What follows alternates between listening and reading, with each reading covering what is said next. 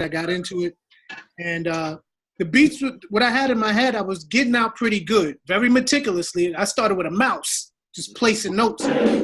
And what happened, my hard drive crashed. So everything that I had on it that I worked so hard for was gone. So I was pretty much brokenhearted because that was hard for me. I didn't have nobody actually teaching me how to do it. I was learning on my own. So a lot of it was like real time consuming, meticulous work. And I had a couple of good joints and I got kind of depressed. So I kind of left it alone a little bit. I started catching your videos. I started picking it back up again on Reasons. And the thing is, like you say, you know, you sit there and you're like, damn, I can't come up with a melody, or, you know, I need these beats to sound like I got it in my head, these drums to sound like I got it in my head. You know, I downloaded your Grammy package and all, and the Warren Buffett package, you know, try to help that out. I'm really here to really learn so I can get like a foundation that I can get back into it and grow with a better routine, I guess, to get me started, to get my juices flowing so I can, you know, make some tough tracks. Okay, well, the first thing I'm going to say is to everybody, one thing that I'm going to ask everybody to do, and this is something that I have a problem with too, is anything that you hear that you've heard before or that you know, consume it and apply it. Because, you know, there's still times where I'm working with millionaires and they'll say something and I'm thinking to myself, I already know this. And then I had a millionaire tell me, well, Kevin, anything that you see, you remember. Anything that you hear, you forget. But anything that you do, that's when you know what you're doing. You see, a lot of producers say, well, I know this. I know how to do this. Well, anybody that knows how to do something, they're doing it. So all I ask is that, you know, everything that I'm going to show you is exactly how I got my music to Chris Brown, Boosie, Kehlani, Darkchild, Jordan Sparks, Faith Evans. Like, there is no real, like, everybody has their own methods of teaching. But see, I'm teaching exactly what I'm doing. Not what I heard, not what I learned, not what I see, not what I read. Exactly what I'm doing. And there's a few key things that I'm doing that I always do. When it comes to drums, there's certain things that I always do. When it comes to melody, there's certain things I always do. And regardless of where you are, your level of making beats, add everything that I show you to your repertoire and apply it your way. However it applies to you, apply it your way, because the way I apply it might not be the way that you apply it. You might apply it a totally different way. But I guarantee that everything I show you is exactly how you can take your music from where it is now to where you want it to be. Now, just so you guys can, you know, I'm gonna run down exactly how these sessions are gonna go. Basically, I'm gonna start off today for this, you know, first session, we're gonna hammer out everything about music production. You know, don't hold back when it comes to questions. I'm not holding back when it comes to information. So any question you've always had, there is no such thing as a dumb question. Ask the question. If I'm talking, interrupt me and ask the question, because I teach these things with integrity and I want you guys to leave here saying, damn, I learned more there than I would have learned in a 4-year school, you know what I'm saying, actually making this, you know, with music production. Because really, a lot of guys sell courses, a lot of guys talk on video, a lot of guys say that they can help you, but if you've been watching somebody for 3, 4, 5 years and you still in the same place, something is wrong. If your music, your money, your music production business hasn't taken the next step, something is wrong. So I'm not here to just talk to you guys on video. I'm here to show you exactly where your music is. And then the next thing, some of you, one of you, if not all of you, you may press play on your music and your music is ready right now. Now, if your music is ready right now, then there's some opportunities that I can help you, you know, I can provide for you.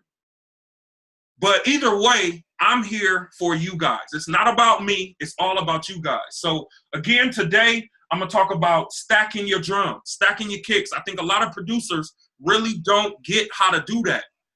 Drums is the most important part of your beats, no matter how long you've been producing. And the thing about it is, Some producers use stock drums.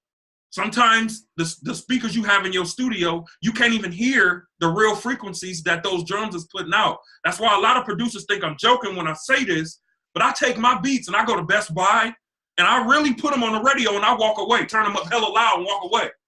Because I want to see the reaction of not just everybody else, but I want to see what they sound like. You know what I'm saying? So I'm going to cover that. I'm going to also play the Boosie records, and then I'm going to go over some chords and scale stuff, because I believe that my secret to creating endless melodies is I've mastered understanding chords and understanding scales. Now, I'm not going to get heavy music theory on you. I'm not going to bore you with me talking. I'm going to show you some specific things that you can do, that you can go home and you can try melody-wise. And then I want to talk about sequencing your beats, because a lot of producers don't understand how to sequence their music.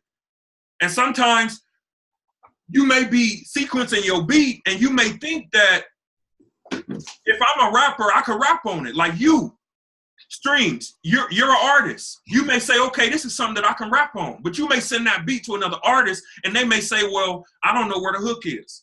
I don't know where the verse is. I don't even know where, like, so I'm going to cover that. And then next week, what I'm going to cover is I'm going to start with the Instagram stuff.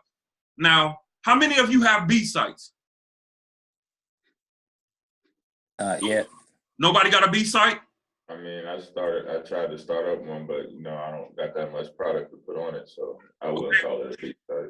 Well, I'm gonna give you a simple solution to not having a beat site. Having a B site is good. I mean, of course, it makes you look good. It makes your brand stand strong. Of course, an artist can come. I mean, it's like Baskin-Robbins. They come pick what they want, buy it. You don't even got to be around. But the problem is producers have a beat site, but they don't get no eyeballs to their beats every day. So if you got a B site and nobody's looking at it, what good is it having a B site? It ain't no good. So I'm gonna show you a tool that I'm using on Instagram that is getting me hundreds and thousands of artists to come to my Instagram page every day, follow me, and interact with me. Then I'm gonna show you how to connect with those artists, because again, a lot of producers I work with are just trying to sell beats. How many of you guys see this? What's good? This Joe Beats. Today is buy 3 beats, I give you 30 for free. Buy 1 beat, I give you 3 for free. Today is 1999 beat day. Come get 20 beats, I'll give you 100 more. We're devaluing ourselves. As producers, we're devaluing ourselves. We're actually putting all the control in the hands of these artists. And that's weak.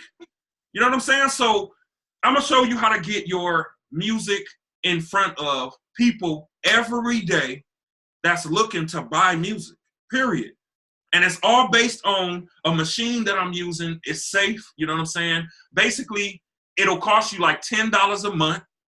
$9.99, which is $10 a month. I mean, it's not, and you don't have to pay it every month. But what I'm doing is I've set my page up a certain way.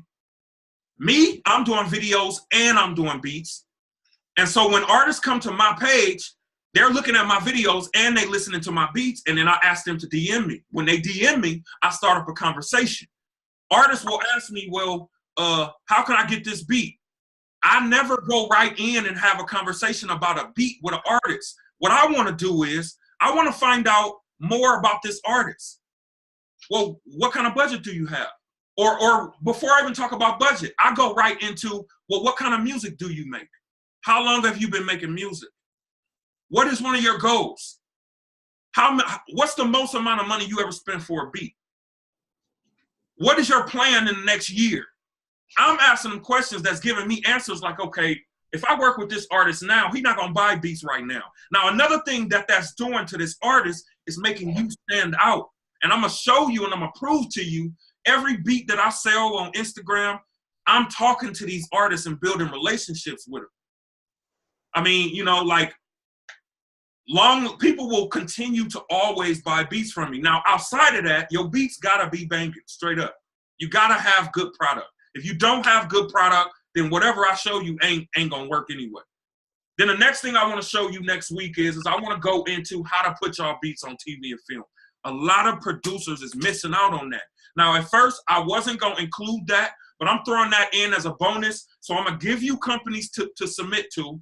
I'm going to also give you a guide with like thousands of music supervisors to reach out to. I'm going to show you how to connect with not just the TV companies, but the TV companies and the music supervisors. And I'm going to show you the format that you need to have your music formatted. You might know a little bit of it, you know what I'm saying? Jaime, you might know, you know, exactly some of it, but, you know, I'm going to still go in on that and show you all of that. So that's my plan for this whole 2-week session. So first what I'm going to do, and again, I'm recording everything. So everything that we've been talking about this whole time, I've been recording. So we're going to get the stream? Yeah. You definitely going to get a recording after this, so cool. you never forget anything that I'm talking about. Awesome. So the first thing I'm going to do is I'm going to go in on the beats. Okay, so Boom Productions. Who was that? That's Streams. That's me. Okay. So I'm going to listen to the beat first, and I'm going to let you know exactly what I think right after. So There's vocals on it, so you got to ignore it because it crashed and I don't have the instrumental. All right, I'm about to go in. We will be here forever. Get your hands, Forever and ever, and never and ever. We will be here forever, forever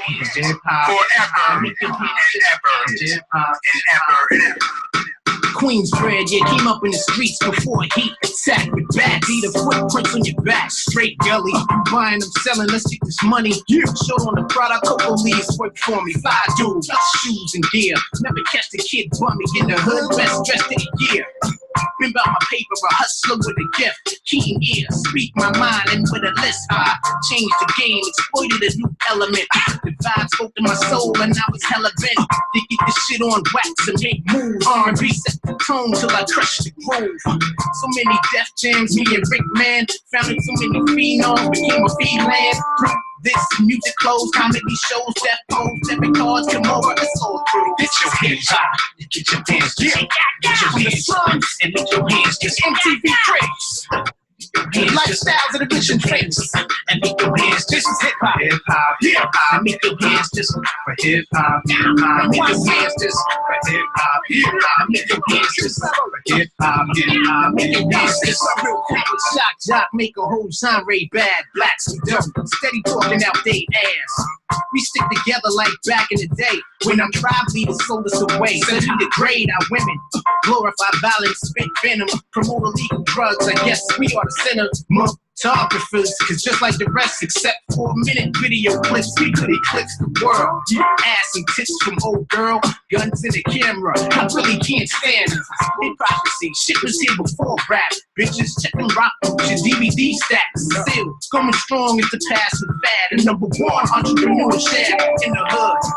Biggie brought it up from Ashley class. So Oprah, you can kiss my ass. Hip hop, get your hands up, get your hands. how you gonna talk about change up lyrics? Get your hands just, And you party in the 50 cent on your 50th birthday. I saw that show over word up. make your hands What's up with that? hip hop, Yeah, now make your hands just change the words. hip hop, You can shake your ass here though, right? hip hop, I make feel your that. hands just for hip hop, make Yo, your hands this is just. what we do.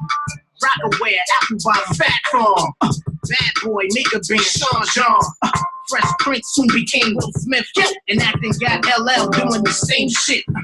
Live your life, make the songs, cake cream. Purchase the car, push homes, buy teams. Don't wake me for my American dream. Cause the grouchy nigga you ain't seen. You wanna clean up rap? Well, first you gotta clean up that which came before hip-hop was on the map. Wake crying from his grave. Some you can't say nigga. No more singing about sex and R&B neither. See, too many kids with teenage pregnancy. So all movies made must be rated a G. If all this starts to major reform, Mr. Sharp, then it will change up the song. That's where it's wrong. Get your hands up, get your hands just, get your hands up, and make your hands just, get your hands up, and make your hands just, Can't have one without get the your hands up, and make your hands just for hip hop. I don't even like Now all make your that. hands You know just what I do? for hip hop. Make your hands just for hip hop. This is hip hop. Make your hands just for hip hop. Don't sound like Make nobody your ever hands did. just. Y'all don't understand where it's coming from. Okay. Now, first of all, I like your rapping voice. You got a dope rapping voice. You got a real hip hop rapping. How old are you? I'm old, man. I got my son behind me. He's coming up behind me. I'm like 40. Okay. You got like are you from New York, East Coast? Yeah, Queens. Yeah. It's something about that folk that like I've always liked that. I've always been a fan of that. It's sad that now we hearing all this. Yeah. All that crap. That to me right there, what you just did is what I like to hear. You know what I'm saying? Now, as far as beats, I think one thing that you can really, really work on is upgrading your drum sounds. Upgrading your drums and stacking your drums. Because if you listen to the kick and the snare that you use, that's like a real thin kick and snare that it won't sound that hard in every place that you play it. You know what I'm saying? Right. And I can tell because I know exactly what snare it is and I know exactly what kick it is. Are you using stock drums? No. Okay. Yeah, stock drums from Reasons, basically. Okay, yeah, never use that. Like, let's totally stop doing that. Like, totally. Right. And I'm not trying to clown you. I'm being 100% real because when you present your music to like A&Rs, TV officials, they can tell when you're using stock drums. And they're like, and I'm gonna show you, you can compare a Reason kick with a kick that you create after you stack it. And see, that's another thing. What I'm gonna show you today is how to stack your drums, but you don't want to stack stock drums. Okay. You don't want to do that. You know what I'm saying? Because you're gonna stack 4 thin kicks and it's just gonna sound like one big ass thin kick. You know what I'm saying? I mean, you know, like you don't want that. You know what I'm saying? So, but your melodies, I mean, everything was good with the melodies. I mean, you know, I felt like you make beats good for you. Yeah.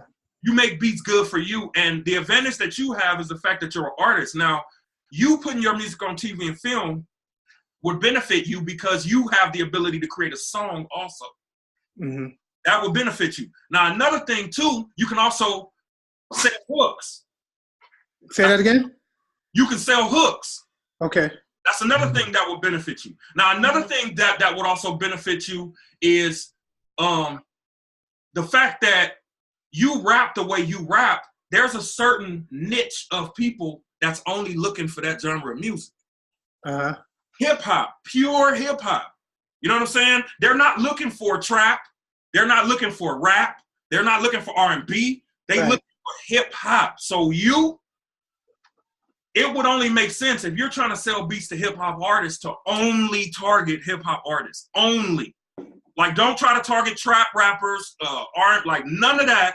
Only target hip-hop because you have a certain style and a certain way of doing what you do that will only appeal to that demographic. And it's good because if you think about it, a lot of producers mess up in that area right there because they think, well, I'm gonna put together a B site and wait. Hold on.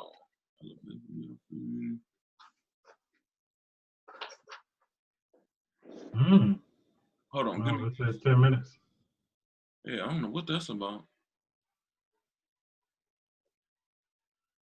Oh, we shouldn't have that. We shouldn't have that. All right. Oh, okay. No. Okay, there you go. Okay, there we go. All right, cool. Dang, that never happened. But you see what I'm saying? Like, you only want to appeal to who is looking for you. Producers put R&B beats, trap beats, pop beats, hip hop beats, drum and bass beats, and then they advertise to rappers, and then they put all the R&B beats at the top. Well, instantly, I wouldn't buy from you either because you're not making the beats that I'm looking for. So your hashtags, when we start to talk about the Instagram next week, needs to be more New York, hip-hop driven because there are certain things that they look for and you appeal to that audience. But, I mean, I definitely like what you're doing. So I think that the stacking the drums and the melody side of what I'm teaching today is really going to help you out a lot. Okay. So let me go to Charles. Can you hear me, Charles? Yeah, I hear you well. Okay, cool. All right, so let me go in.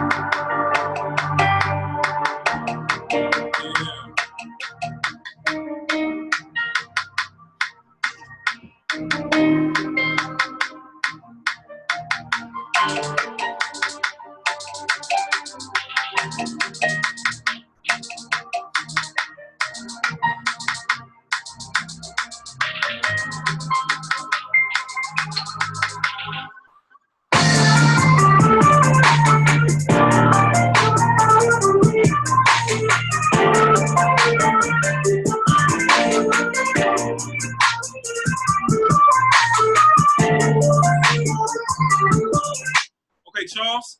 Yes, sir. I like what you're doing, man. I mean, one good thing I like what you're doing is you understand music. I can hear that you understand how to play. Did you play those chords? Yeah. Okay. So you how long you been playing piano? A while. So It's not my main instrument though, but yeah, I've been playing for a minute. what's your main instrument? Sax. Oh, okay. See, that's dope. See, now, if you got the ability to play the sax, I would throw some of that in my music too. Of course, that's probably something that you already done, but I think one thing that you could do is beef your drums up a little bit more. Because the melodies, like, and this is a problem that I had, because I knew how to play chords, I knew how to play keys, people would always say, your music sounds great, but your drums sound thin. Your kick sounded, I mean, now your drums didn't sound really all the way thin. My drums was really thin. Your kick and your snares was there, but they just could have been beefed up a little more. And the only reason I say that is because the whole thing about making it and in today's music is being current. And I'm not saying that beat sounded not current, but the drums didn't sound current. You know what I'm saying? And I mean, that's very, very important when trying to sell beats, when trying to get TV placements, because even TV companies, they look for a current sound, like something that's current. And I mean, the good thing, I mean, I feel like you would do great working with somebody like LMA. You know what I'm saying? Because she has a lot of that piano, a lot of that string. Another thing I liked is your transition. So who you would target as far as selling beats is R&B artists. You know, R&B artists, even rappers. You know what I'm saying? Because there are some rappers. I mean, I even seen strings back there like, You know what I'm saying? So you inspire rappers as well when you have that musical flair that's going to really help you win when it comes to TV, film too, because you're going to be able to create multiple genres. Because you can play the keys, you can hear a different genre and say, okay, yeah, because I can play the keys, I could do that. So that's going to be our focus with you, is making sure that when we get to the Instagram side, as far as melodies, I feel like you know and you understand how to record melodies. It's just about sometimes when you know how to play the keys, for us, we got to pull back some. Yeah. And that's something that I really had to really get, because sometimes every beat is not caused for all of them. You know what I'm saying? You know what I'm talking about. Mm-hmm. You know what I'm saying? And sometimes as a musician, producer, we try to put all that in there. And I used to have a lot of artists telling me, like, Kev, I love the beat, but I don't know where to sing. I don't know what to sing. I don't know what to do. Have you ever told somebody, or have somebody ever told you, I like this beat, but I don't know what to do with it? No, I haven't put many people on my beats. Oh, okay. Okay. Okay.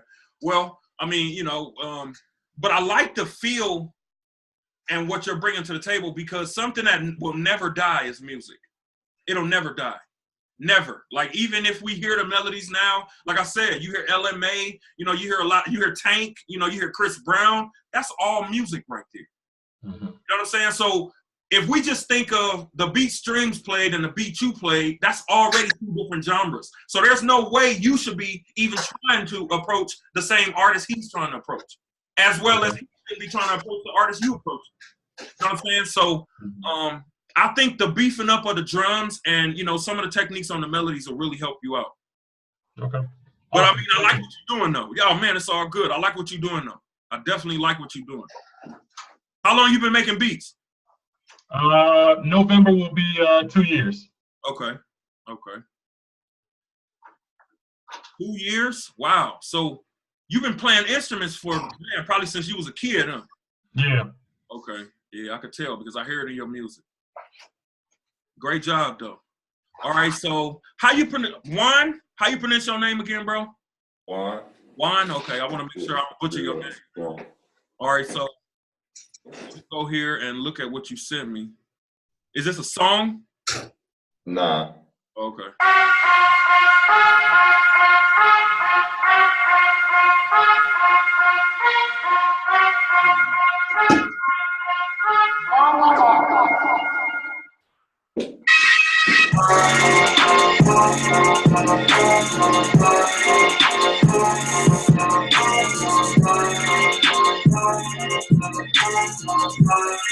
Now, I just want to point something out. Juan, how old are you? 21. You 21. Streams, how old are you? Just made 40. And Charles, how old are you? 38. 38. And you're Jed, how old are you? 42? Yeah, I'm the grandpa. Okay. Now, I'm 39. Now, already, do you hear the difference in the music that he just played? Mm-hmm. Right now, why? Because he's 21. Mm-hmm. So us as, I don't want to call us the older producers, but the producers that are, you know, we just gonna say wise producers. Seasoned producers. You can already like, hey, so the way that he's making beats, like you can hear the difference already, because that's what he growing up on. That's the era that he's in. You know what I'm saying? Now, I mean, and you know, that's really what ultimately what all of us are really competing against. That's what we're competing against, because right now, his genre, his way of making music is winning. It's winning. Our way of making music, I'm not going to say it's not winning, it's killing on TV and film, but you just don't see a lot of artists talking about going after the type of music that I would say all four of us make. So we have a harder job than he has. The job, because see, we got to study everything that they doing in order to stay current. You know what I'm saying? Like a lot of these hi-hat triplets, a lot of these, you know, like snares, a lot of these, you know, like them. I mean, trap right now, everything is dark. Everything is dark. You know, I mean, you're not even talking about it getting major until you're talking about R&B. Everything is dark on the trap side. Even some R&B, Bryson Tiller, all dark. So I just wanted to point that out because us as, you know, the seasoned producers, this is what we're competing against. You know what I'm saying? Now, it's not a bad thing, but if we want to sell beats, we have to be able to, if we want to go his direction, we have to be able to sound and be able to make it sound like that. You know what I'm saying? But let me finish listening to it.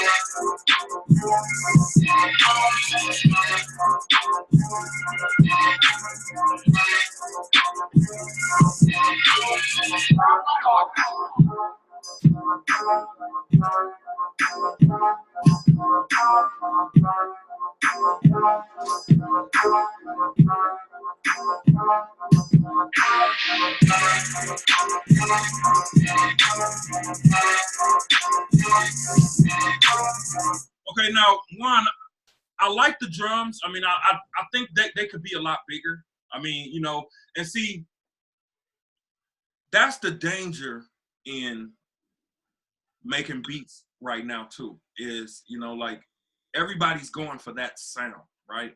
And like one thing that I've always stood on as a producer is we should always be able to see what's going on, know how to apply certain techniques from what's going on, but always do it in our own way.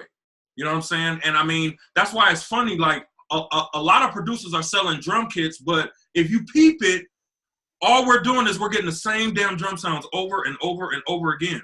How many times have we all seen that same trap snare? You might have bought 30 drum kits and you see that same trap snare or that same kick that we get in every kit. So I think it would benefit you. Now, one good thing that you got, Juan, is you got that young swag, that young flavor that's that right now. You know what I'm saying? But I think it will benefit you, first of all, stacking your drums a lot more. You know that. Melody-wise, I feel like in your beats, it would help you to kind of even alter some of the melodies a little bit. You know what I'm saying? Like you had that dun, dun, dun, dun, dun, dun. Like sometimes you want to take it or have a certain part of the beat, like especially in sequence, have the first 8 bars with that dun, dun, dun, and then the second 8 bars, let them hear something totally different. Because if you think about it and you listen to how rappers rap, your change up in the music could be their change up in their cadence. They could start rapping one way, and then when you switch up the music, take the drums out, take up something, they could switch to, you know what I'm saying? So a lot of artists don't understand, we responsible for that. We responsible for helping them switch up that cadence. Like, and when I play the Boosie songs, you're gonna see the way I sequence the music. He rapped one way in the first half. The second half, because I switched it up, he rapped a totally different way. Mm-hmm. I forced him to get creative. And that's what we want to do. Forget how we think about these celebrity artists. We, you, and you, we're the key to the music industry. Always have been and always will be. Period. So everything that you guys bring to the table, or everything that you bring to the table, Juan, I mean, everybody too, is your own unique flavor that you bring to it. But one good thing is going to benefit you is all TV companies is looking for this sound right now. So anything for TV and film, they're looking for this type of stuff all day. All day. And we'll talk more about TV and film next week. I think, you know, the melody section and the section where I talk about stacking your drums, that will also help you. I mean, as like, the more you see stuff, the more you understand it, the more you apply it, the better your music gets. So, but great job, because I definitely see a difference in the last time you played beats for me. Yeah, the reason I made my beat like that, I was actually trying to work with an artist, you know, that I got hooked up with, who's pretty big. Okay. And the first time I got a beat sent to him, it was one of the beats I sent you, but I made the drums bigger, and he said it's not his style. So then I made something like that, and I sent it to him. You know, and I'm waiting on a response now. But yeah, that's why I made it like that. Okay. Because, you know, it seemed like I listened to the beats he was rapping on, and they seemed real repetitive. Right. So I just said, let me do something like that. Okay, and I mean, that is very well true. A lot of these beats are repetitive, but remember, just because other artists are rapping, like, trust me, and, you know, Streams, you could probably, you know, back me up on this too. Even though artists rap on what they rap on, even though they like what they like, if you challenge an artist and make them do something that they're not used to doing or that they've never done, they're going to want more of that. They're going to want more of that. You know what I'm saying? Because, I mean, like straight up, like, if you send an artist a beat that he know he can get from 30 other producers, he going to be like, oh, okay, that's cool. But if you that one producer that give an artist something that's what's going on now, but totally different, your way, he going to pay attention to you. Because it's like, damn, like this artist this producer is making me do something I've never done before. It's like, I'm actually homies with Rockwalla, and that's what he does. He does something that he goes off kilter, right, but it sounds so different and makes you want to do something different. So I understand exactly what you're talking about. It's true. Right. And I mean, I've worked with many rappers. I've worked with many artists. Some of you guys have probably worked with many rappers and many artists. And I'm telling you, like, a lot of these artists come to the studio and they smoking all the weed and popping all the pills and drinking all the bottles and doing all that on Instagram, but they really don't understand music. They really don't. And you wouldn't even know until you get in the studio. You sitting here like, are you for real? Like, you know, so that's why how we pattern our music and how we structure our music is everything to these artists, because they need almost like a pat in the ass. Like, this is how it needs to go. And you're the one that set that table. You know what I'm saying? So, but let me go to the next beat. So Jet, I'm assuming that's okay, of course. All right, so now I'm gonna go to your beat and see which one you want me to play. I was thinking, I don't think it matters, man. Just, okay. I think Floating Ocean, probably. Floating Ocean. All right.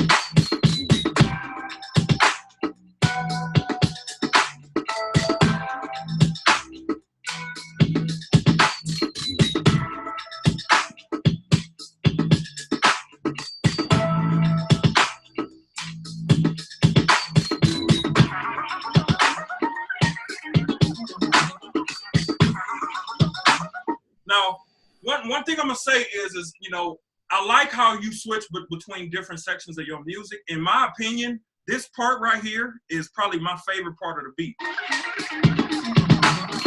Like how you got that. I think personally that when you create the extra part and when the extra part comes in there, it sounds empty. It sounds like it's missing something. Like it sounds like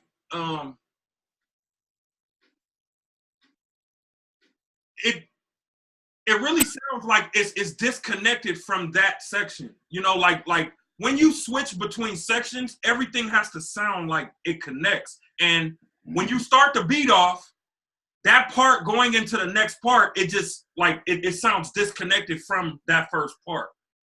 So what I would say is, I mean, of course, upgrading your drums. I mean, you know, drums is key. That's something that, you know, of course, stacking your drums is something that will help every single one of you guys.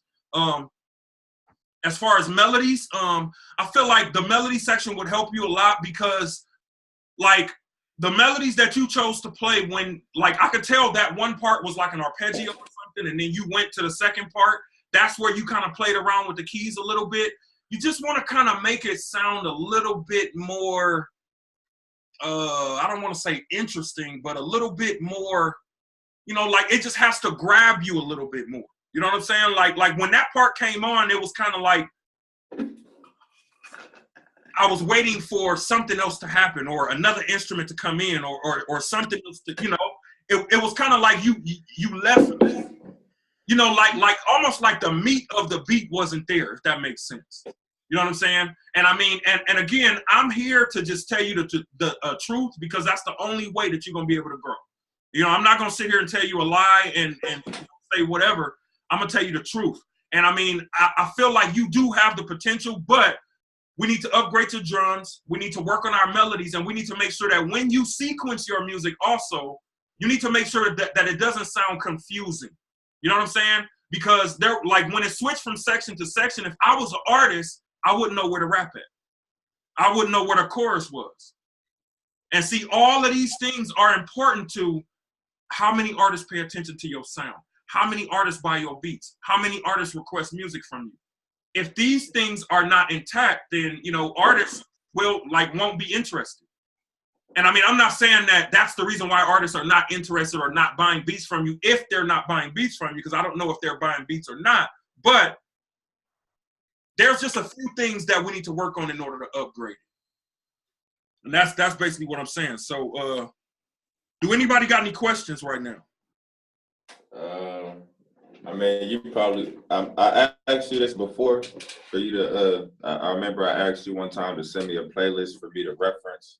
Mm-hmm. And your assistant sent me a SoundCloud playlist of music for me to reference my drums off of. Mm-hmm. I thought I matched that pretty good, but I guess not. Do you got any beats that you could reference from like maybe Spotify or something, or artists that you can reference me to and like make your drums like this or something like that? Well, I mean, I could, but I mean, if you think about it, showing you that way, I don't think would really help you. I think that you know what you need to know. Like pointing you to a specific artist would only make you make beats exactly like for that artist. And I'm not, you know, I want to show you how to stretch what you're doing, what you already know, and take what you know to another planet. You know what I'm saying? So, I mean, you know, as far as artists, I mean, I could recommend, you know, tons of artists. Lil Wayne, I mean, you know, like Drake. I mean, you know, I would really study a lot of Drake stuff because he has a lot of stuff. He has both music and trap and a lot of stuff mixed in. You know, what I would study is, yeah, artists like Drake, artists like Nicki Minaj. Because if you think about it, J. Cole, that's another artist. Like they all have trap stuff in their music, but they all venture out and do their own thing. Drake does his own. I mean, you could send Drake a reggae beat, a trap beat, a beat with no drums, a beat with a baby crying, and he gonna turn it into a smash. Nicki Minaj, same thing, Nicki Minaj. But how many artists can you send to Quavo like that? You can't send Quavo the same thing that you would send Drake. Quavo is using auto-tune. Now, I'm not dissing Quavo, but I'm saying that type of artist is looking and only sounds good on that. Well, actually, that one song that he did, that in the kitchen when it's cooking like stir, that was totally left from anything else that he's ever done. And see, let's take that for example. If I made that beat, he wouldn't even heard that beat. I'd have been like, hell no, I'm not playing this for you. That ain't the beat that I would think that would be something that he would like. But that also shows you that everything, like even what I'm saying right now, it's a possibility that every single one of you can play the same beat for an artist and they would jump on it. Because, I mean, at any given time, we really don't know what these artists are really looking for, to be honest. That's why I stopped sending beats out. You know, like I stopped doing all that. Like A&Rs will say, well, send me beats for Quavo. Send me beats for Nicki Minaj. Okay, well, I send them to you. You tell me you don't like them, and the artist will never hear them. But what if it's something that they like? It's just too many people in the way in this music industry. So that's why today, the independent producer route, you putting your music on TV, you having people come to you, that's the way to make it in music production. The days are dead of going out like, yo, you think my beats are hot? Yo, I'm a producer, come buy from me. Those days are dead. You know what I'm saying? I mean, it's really about what they call attraction marketing. And the first thing that has to happen is, in every beat, your drums gotta be banging. I got a question, like, because in that beat, like in most of my beats, I'm stacking my drums, you know. So it's like I'm not an engineer, so I'm not sure like how loud there's like how much should I stack, because I don't want it to overpower the melodies and stuff. You know what I mean? Right. But I want you to still feel it when you turn it up and stuff. Mm-hmm. Let me ask you this: how many kicks and snares do you stack? 2 to 3. Well, you mean separate kicks and snares? Yeah. Because sometimes I'll stack one snare more than once. Like sometimes, like if I'm using just one kick, or let's say a kick, if I'm using one kick, I'll stack it maybe 2 to 3 times. I don't usually stack it more than 3 times. Okay, so what you're doing is you're taking one snare and one kick and duplicating it 100 or a whole bunch of times? Not on every beat. Sometimes I'll mix and match the snares and mix and match the kicks. You know what I mean? I don't always use one snare and repeat that and stack that one snare. Sometimes I'll have 2 snares and put them together and then stack that as well. Okay. Now, I would say, and you know, in my opinion, because it's what's worked, I mean, this has been working for me my whole production career, is even when you're stacking, get creative with your stacking. You know, like you don't even have to, like, remember, the whole aim of being a successful music producer is sounding different than everybody else. Having something different about your music that's different than everybody else. You know what I'm saying? Like Juan, you heavy into the young trap type of feel. You know, Strings, you into the hip hop. You know, and then you got Charles, who's heavily into the chording and into the music side. And then you, Jet, you're into the more of, you know, like switching up your music and kind of being different. I can tell that you have like a different way of approaching your beats. Like all of those ways and all of those approaches are right. But in order for it to relate to customers, in order for it to relate to A&Rs, in order for it to relate to professionals that are here to invest in your music, that want to work with you, it has to sound a certain way. It just has to. Like, it's no way around it. Like, it's just really not. Like, in the beginning, I got told over and over and over again, your drums are thin. I didn't know what that meant. So when I stack my drums, what I do is, first of all, I'm starting with good drums. You see, I'm not starting with a stock kick. I don't want to stack no stock kicks. And see, what I'm doing is I'm stacking 2 kicks and maybe like a percussion loop or something else that's giving me a different feel to my drums, a different cadence to my drums. So let's say that I had this kick. Because I had the other beat that I had like a shaker on the kick too. Okay, yeah. See, that kind of stuff. Now, a shaker, if you think about it, a shaker would help as far as adding a different sound to the kick, but a shaker, instrument-wise, is meant to be in the background, if you think about it. So had that shaker been replaced with maybe a percussion or even a percussion loop, something that you can kind of play with and just make it yours. You know what I'm saying? Let me show you what I'm talking about. Okay. Now, when I'm stacking my drums, I try to see exactly how far I could take it. Now, of course, I hear you. I don't want my melodies to be, you know, buried or nothing like that, but I like to see how far I could take it. And the very first thing is you want to start with good drums. You know, all of you guys did have good drum sounds. You know, the stock drum sounds, they always come across thin, so you probably didn't know that until now. You know what I'm saying? So I would say make sure that you never use stock drum sounds ever again, because it's always going to give your beats that thin sound. It just is what it is. Now, let me just record.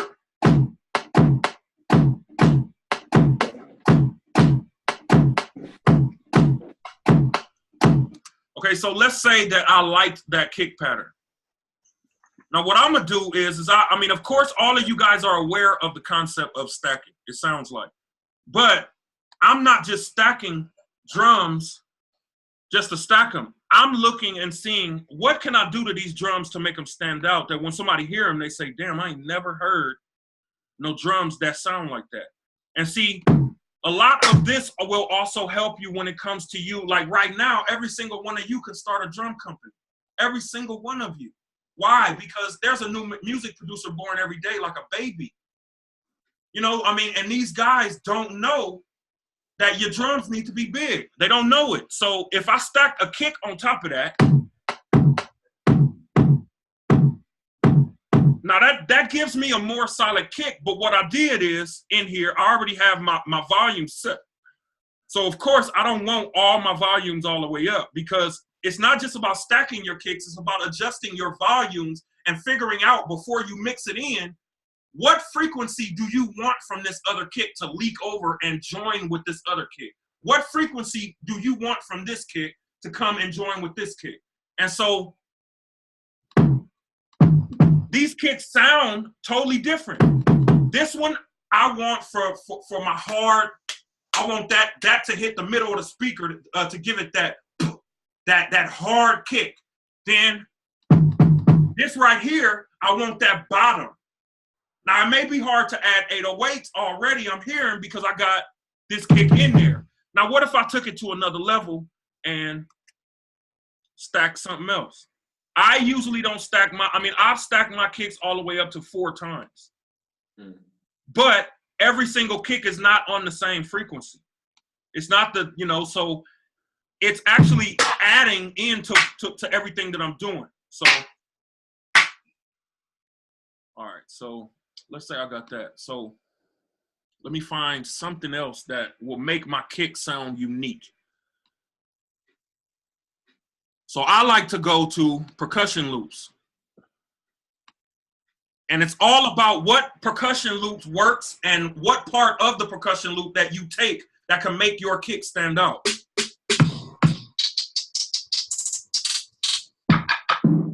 Wait a minute. Now, I just want to see what that sounds like. Now, that might sound crazy, but now see, if I shorten this, now this kick is a totally different kick. It's a totally different kick. And now what I would do is I would adjust it, so because I don't want to hear a lot of that clap at the top. But I do want to hear, so now what I'm hearing is I'm hearing my meat. I'm hearing that bottom, that what do I call it? Like, I don't want to, like the more the deeper end. And then I'm hearing this, which automatically makes my kick now sound like something totally different. And see, that's going to add to like when I add, and I'm really doing the same thing with my snares. I'm doing the same thing with my claps. I'm doing the same thing with all my drums, because really once you find a few sets of drums that you like, you can save the drums and just keep using them over and over. Or if you want, you can export this sound, export all 3 of these sounds, and now you got one sound, and then you import it back in, and now you got your own drum. You got your own kick now. Now think about if I was to take 3 different. Well, let me find. Hold on. What if I was to take 3 different stock kicks? I'm gonna show you the difference.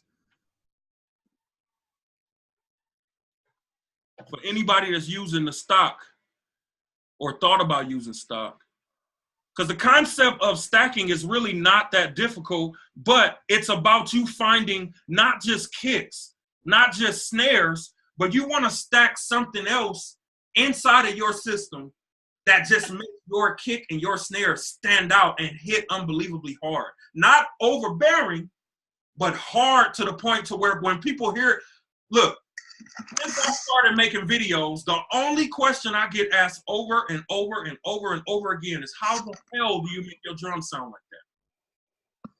And it's not nothing that I'm doing except for I'm actually taking the time to find different things to stack. I'm not just stacking kicks. I'm stacking kicks on top of percussion loops. I'm stacking, I'm even stacking some melody loops on top of my kicks to make it beat up. And I mean, at the end of the day, that's the first step as far as making your beat sound big. Because every A&R, every every artist, even if they know nothing about music, the first thing they look for is how hard are these drums hit. Now, of course, every beat is not going to cause for you to stack it this way, but some beats should, and then if you think about it, when you stack them this way, they even help you create different melodies, because like just listening to this kick, if I had a snare on there, that would make me play a totally different melody that I would even play originally, because originally my drums would be a lot thinner and it wouldn't have that extra edge to them. Y'all get what I'm saying? Mm-hmm. Yeah. Yeah, so, I mean, it's not just the act of stacking. Every producer knows how to stack. We all have already been stacking. But what we want to do is we want to stack different things. Now, let me see. Like, if I was to stack 3 stock kicks, watch what it would. Oh, what the hell? All right, let me see. I think you got it. Oh, I got it. Yeah. And see, and I mean, and it's funny because when I started off using Reason, I used to use all the drums in Reason, and all the beats that I used to try to get placed, these are the beats that I would send off.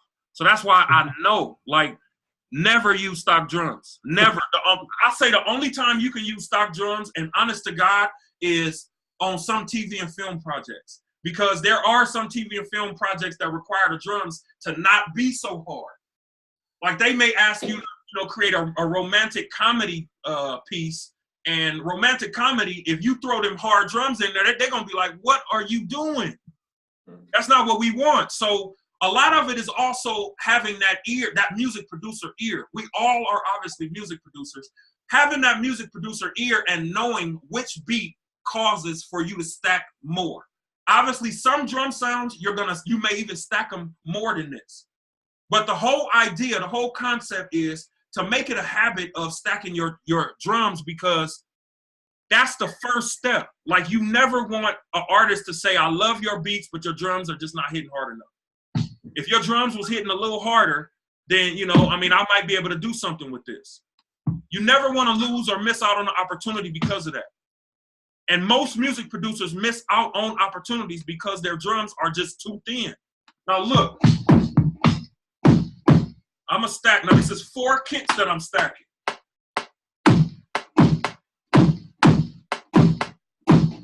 Now, let's just listen to the comparison.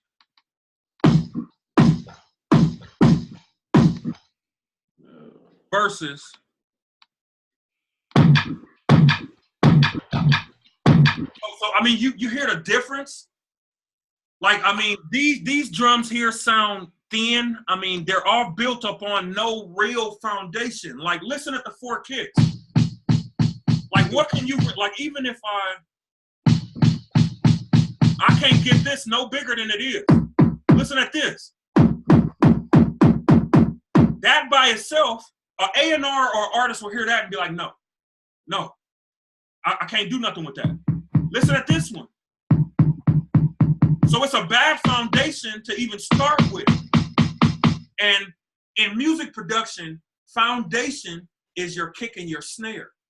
Think about a house. You can't build a house without a foundation. So if you got your banging kick and your banging snare, that's the foundation to open up the doors for everything else to just work out, the melodies to work out. So, you know, like, again, I've been stacking my kicks like this for so many years, and I mean, I never get a complaint with any of my drums, ever. Because, I mean, I make sure that my foundation is correct. And sometimes your foundation can be so accurate that even if your melodies are weak and thin, they may not even notice it because your foundation is there. And so this is extremely, extremely, extremely important, because I literally had this problem for like 10 plus years. Because I always felt like, okay, I hear you, update your drums. I hear you, okay, cool, I'm gonna do that. But I never did it. I kept making beats the way I knew how to make beats, and 5 years, 6 years, 7 years, 10 years passed, and I'm still making beats the same way. There's a reason why an artist could start making beats today, send his beat off to an artist, get a placement, and now he's the hottest producer.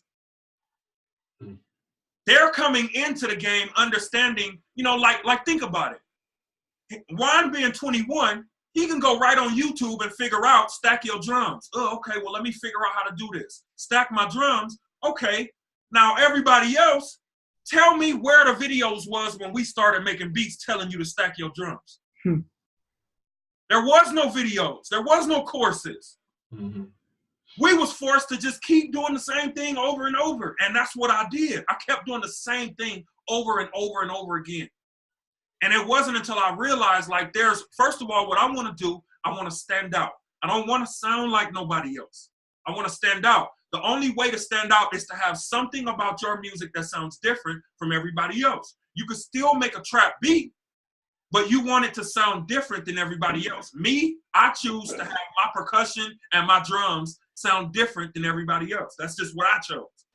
Now, somebody else might choose melody. Somebody else might choose whatever. But no matter what you choose, your foundation has to be there. And it's the same thing with snares. I'll stack 3 or 4 snares the same exact way. And I end up taking my snares from regular snare to like out of this world snare. Same thing. Now, do anybody got any questions about that? Do you put any plugins on your redrum? Because I remember I asked you this once about the redrum. Mm-hmm. When I put, it don't matter what percussion I put in there, when I put it in, mm-hmm. previewing the sample and playing the sample through the redrum sounds completely different. So I just stopped using it. Yeah. And no percussion sounds fat in the redrum. Mm-hmm. Mm-hmm. Well, I mean, I'm not adding anything to my redrum. Like I don't add nothing to my redrum. I mean, really all I'm doing is, I mean, just making sure that I start with good sounds, really to begin with. I mean, cause like, I don't like, even when I mix my beats, I don't even mix in Reason. I mix an old school Cubase. So I export my music from Reason, take it to Cubase, and that's where I add all my SSL plugins, all my EQ and everything. So all I'm doing now, I know that's a harder step, but I come from the old school where we was taking millions of steps to make beats anyway. You know what I'm saying? Like, I mean, for a lot of these young guys, they're going like this, click, click, click, click, beat done. Nah, I was taking chords out. Word of mother, word of mother. Man, I was doing this, I was going over here, doing that, turning this down, turning that up. And I mean, that's just the way that I make my music. But what I do have is I have a template that I could send to you. I have a template that I could send to you. And sometimes when I'm making beats, I have a template that I created it a long time ago. And I have a redrum that no matter what you add to it, it's going to sound beefed up. No matter what you add to it. So I guess I can say I am adding something to my redrum. I did it like years ago when I had Reason 4. So I can make sure all of y'all get that. Well, who all use Reason? I do. Oh, okay. Y'all use Reason. What do you use, Charles? FL. Okay, FL. What do you use, Jet? Reason. Reason. Okay, so what I'm gonna do is I'm gonna make sure that you guys get that template. Because what Juan was talking about, like I've experienced that too. Like sometimes you'll audition a sound, and then when you put it into like to record it, it's like it doesn't sound it's like the way it sounded when you auditioned it. Right, right.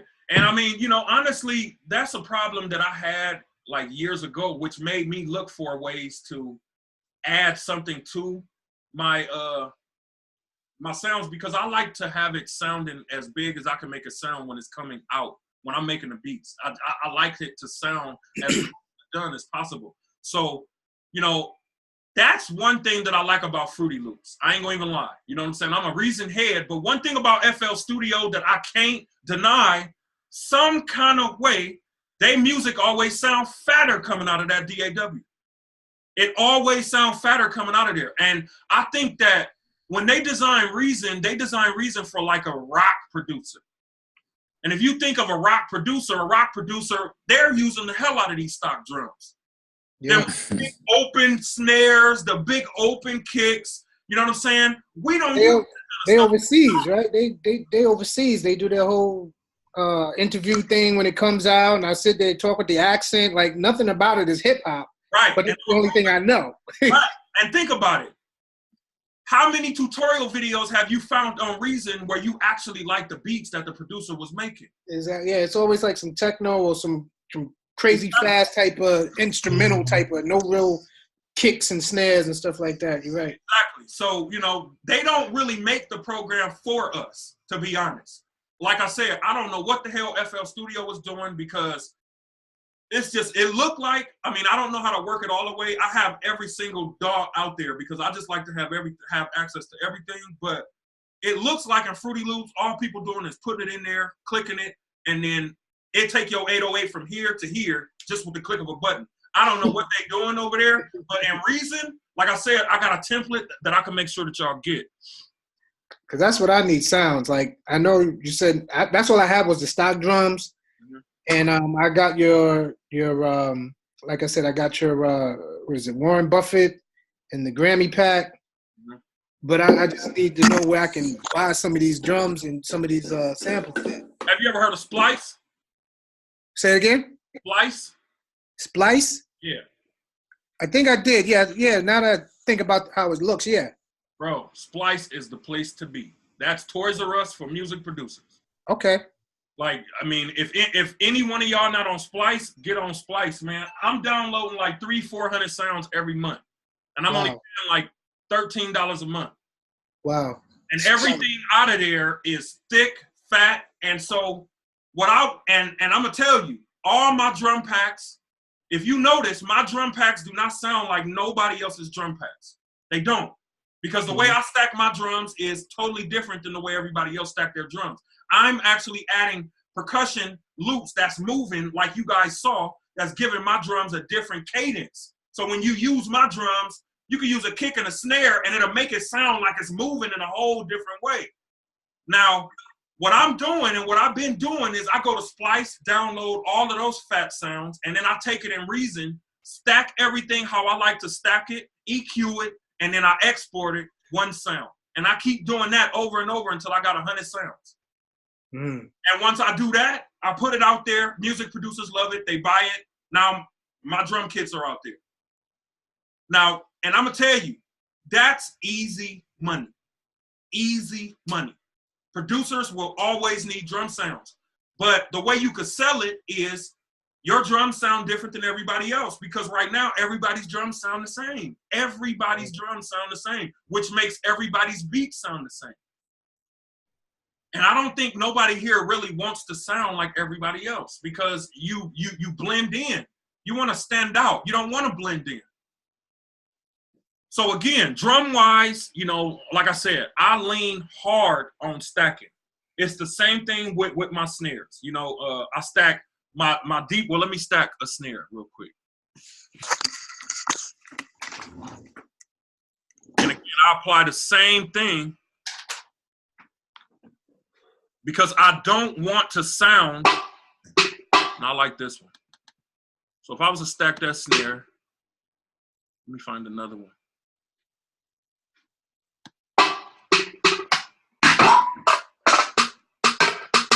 Here's one that, I mean, how many times have y'all heard this snare, man? Like, how many times have you heard this snare? Every producer selling drums is selling this snare right here. It's so crazy.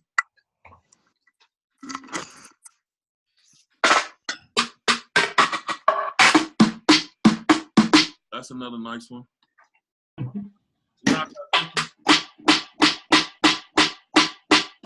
I will probably stack that one. And then I like, another thing that I like to do is like, one thing that I stand on, guys, I mean, do you guys use percussion loops? Yep. Percussion loops is everything, man. I mean, and how many of y'all is on Splice? I'm on Splice. We on it after today. Oh, okay. So, man, get in Splice. I'm telling you. Now see, I love. Let me see.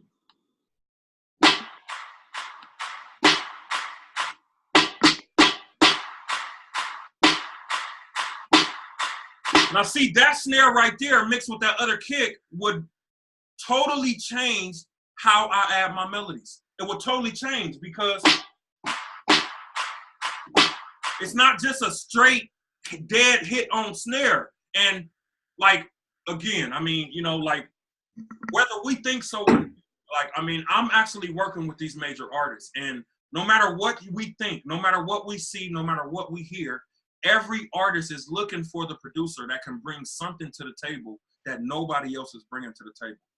You know, like, put it like this. Every producer here, me included, we could make one beat, and that one beat could turn either one of us into a millionaire like that. Either one of us. Every single one of us has the capability to do that. Every single one of us, no matter how old you are, no matter how young you are, no matter what your beats sound like, if you got what an artist is looking for and you present it at the right time, I mean, what else need, you know, it's done. So, like, as you can see, you know, my whole thing about drums is, you know, is stacking my drums, but not just stacking snares, not just stacking kicks, but kind of spending time on it. Like, I've spent whole 8-hour days just stacking drums, because when I make beats, I don't like to find sounds. When I'm making beats, I like to go through my sounds and add my sounds and make beats. Because think about it, you got this idea, you may have got off work, you probably got 2 hours before you got to go to bed because wake up the next day. You don't want to sit there and spend an hour and a half looking for the right snare. So, like, that's another part of this, is taking the time to actually making sure, like, you spend one day, spend 1 hour, spend 3 hours only creating snares, only creating kicks. So that next day, when you come to making your beats, you got a whole bunch of snares and a whole bunch of kicks that nobody got, that nobody ever heard. That's going to force you to be creative in a whole new way. Yeah. Because I promise you, man, I mean, think about what every producer is doing. Every producer is coming in making beats the same way they make beats every day. Nothing is changing, playing the same chords, same melody, same thing over and over, same thing over and over, and wonder why. Why am I not growing? Why am I not getting to another level? Why are people not buying my beats? We can't be afraid to try new stuff, because that one thing that you may not like might be that one thing that's going to be what everybody is copying next year. Mm-hmm. You know what I'm saying? So, like any one of us could do that, but it still stands on the foundation of your drums have to come across professional every time. No matter how you, now, as far as stacking, all of you may have heard about stacking before, but the way you stack it is probably not going to be the way I stack it.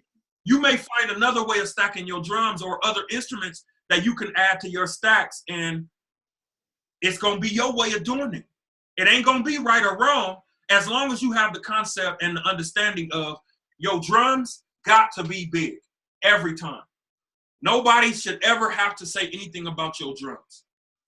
You know, now, another thing that I stand on as far as drums is I like to use drum loops, because you can always add a drum loop in here and then add 2 kicks and a snare on top of the drum loop, and it's instantly going to make that cadence fatter. Instantly. So that's another thing, drum loops. But, you know, where do you get all this stuff from? I say the best, cheapest, easiest place, Splice. Easiest place. Splice.com, download their service thing, and then you'll be able to have Splice on your computer. And it's so quick. You go in there, find the sound you like, you click it, it's automatically on your desktop. You can use it a minute later. There's nowhere else that I can download 400 sounds in 20 minutes. It's nowhere else. And these are sounds that you like, that you picked, that you want to use. Okay. So any other questions or any other problems that anybody having with drums? Because again, the whole concept, never use stock. Always start with a good sound. When you stack, don't just stack a bunch of kicks on top of each other. Try to see what other instrument or what other cadence or what other thing you can bring to your drums that's gonna make, when you play or use those drums, that's gonna make or even stretch the drum pattern. And then making sure that you just get creative with stacking your drums. I mean, that alone has been everything that I've been doing to get my drums and keep my drums on top of where they need to be. And I mean, you know, other than that, you using drum loops, I mean, it's just nothing else that I'm really doing. It's nothing else. So go ahead. Somebody got a question? Okay. Nobody don't got a question. Now, when it comes to melodies, now one thing about melodies is, I heard every single one of you have a way of programming melodies. And there's nothing wrong with the way either of you program melodies. Now, one thing that's going to help the piano players or the producers that don't play the piano, one thing that's going to help you is not really focusing and learning and really owning in on chords and scales, but if you have a little bit of knowledge of chords and scales, you can win. Now, Charles, you can identify with that. How different do you think your beats would sound if you didn't know how to play chords? Oh, yeah. Be different. Yeah. Probably be using the one note joint. Say that again? I'll probably be using like one note at a time and stuff like that. What Now, what we're hearing right now is we're hearing a bunch of one note at a time. So there's nothing wrong with that. But a lot of producers, what I hear over and over is, how do you know what instruments to stack? How do you know like when to go to the next instrument? How do you know like what to do? What I did was I took years to master chords and to master scales. Now, if you understand where the notes need to be placed, the sounds, you can figure that out with experience. You can figure that out with experience. Like streams, you have your hip hop way of programming your melodies. Charles, you come in with the knowledge of playing piano. That has a positive and a negative side to it. The positive side to it is you will be able to stretch yourself and play practically anything. You'll be able to do anything. The negative side to it is when it comes to the one finger beats, we struggle with that. Yes. I struggle with that because when I make the one finger beats, because I know how to play the piano, I say, damn, it sounds too empty. So let me go and add some strings onto it now. And now I took it right back to the same R&B, R. Kelly feel that I like. You know what I'm saying? And like really. Dang, that's so real. Yeah. Hey, I mean, it is because like, I mean, and I only tell you that because I've been there, brother. I've been there. And so it's so important that like for you, Charles, you got to pull it back, know when to pull it back and know when to put all your sauce in there. There's a certain time. You know what I'm saying? And we have to understand the difference, and it's a lot harder for us. Now, one, you, out of everybody else, you cheating. You cheating. And the reason I say you cheating is because you're growing up in right now and what's happening right now. So your knowledge, your understanding of creating these melodies and creating music is totally different from all of us. Now, the same thing with you, Jet. We all grew up around the same time, around the same era. And, you know, the way we program our melodies, we have to get accustomed to understanding how those melodies are played, but still being able to do it our way. Because I promise you, if you keep doing things the only way you know how to do them, the only thing that's going to happen is you're going to keep making the same type of music. And to have a hard drive full of the same type of music is not satisfying to me. To me, like, that's not what I want, because if I keep doing the same thing, I'm expecting something different to happen. So what I've done is I've literally mastered scales and chords. So when I say master scales and chords, what I say do is, you know, in your spare time, you know, you can take 5 minutes, 10 minutes. It don't have to be long, but make sure every day you get some type of knowledge into a new scale. Every time you learn a new scale and you practice that scale, you can hear and you can start to learn what notes work with each other. That's the whole key. Like one thing that I heard in your melodies is it sounds like you use either a dual type of thing that added 2 melodies together, or it sounded like you played both of them at the same time. There was a top level and there was a bottom level. And the bottom level and the top level, they worked, but they almost sound like they was out, like one of them sound like it was almost out of key. And see, you got to be careful about that when it comes to your melodies, because anything that's out of key, I mean, the artists can't sing on it, they can't rap on it. A lot of artists don't know that, but so what I'm doing is I would encourage you guys to, you know, any scale. You can even say like what I typed in here is, I went to Google and I went to Google Images and I typed in major, I think piano major scale. And let me see. And like I said, I'm not going to get too hardcore theory, but this is something that you really can't get around, because like, think about it. You're only limited to what you know how to do. You're only limited to what you know how to do. If you're only limited to what you know how to do, every beat is going to sound the same. And if every beat sounds the same, I mean, you already know what's going to happen. You know what I'm saying? You never are able to get over that hump, over to that next level. So as you can see here, piano, this is just a, let me see, this is a C minor harmonic scale. So if I look at this scale,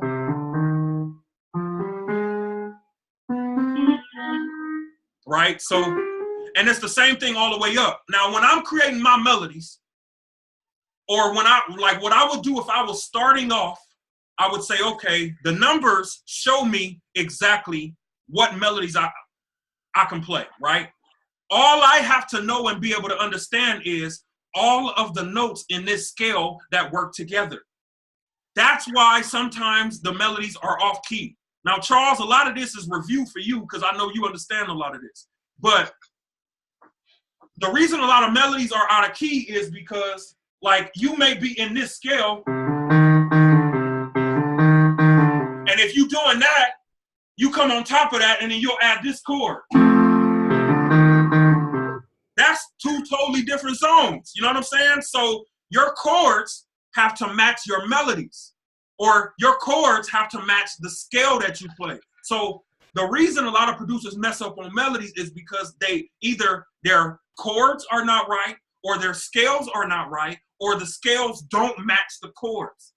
And if you have a minor chord, if you got a minor chord, right? Let's say I recorded that, and then the melody that I threw on top of that is, that's gonna be like, dude, that sounds like a mess. It sounds like a mess. So one simple way, and don't think this is too beginner or anything, because even Charles, I gotta do this still to this day, because there are some beats where I just don't wanna go in the area that I know. I don't want no chords in every beat. I don't want no strings and guitar in every beat. So I may find a synth sound, and what I'll do is I'll say, okay, now I can see that these first 6 notes go like this. So I say, okay, let me use these first 3 notes for my first melody. So my first melody would literally be these first 3 notes.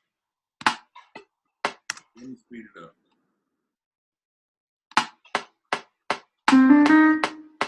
Or actually, I can go up and then I can come back down. Keep it simple.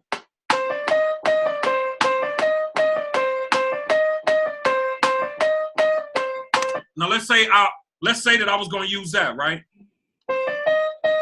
So now I got that melody in there.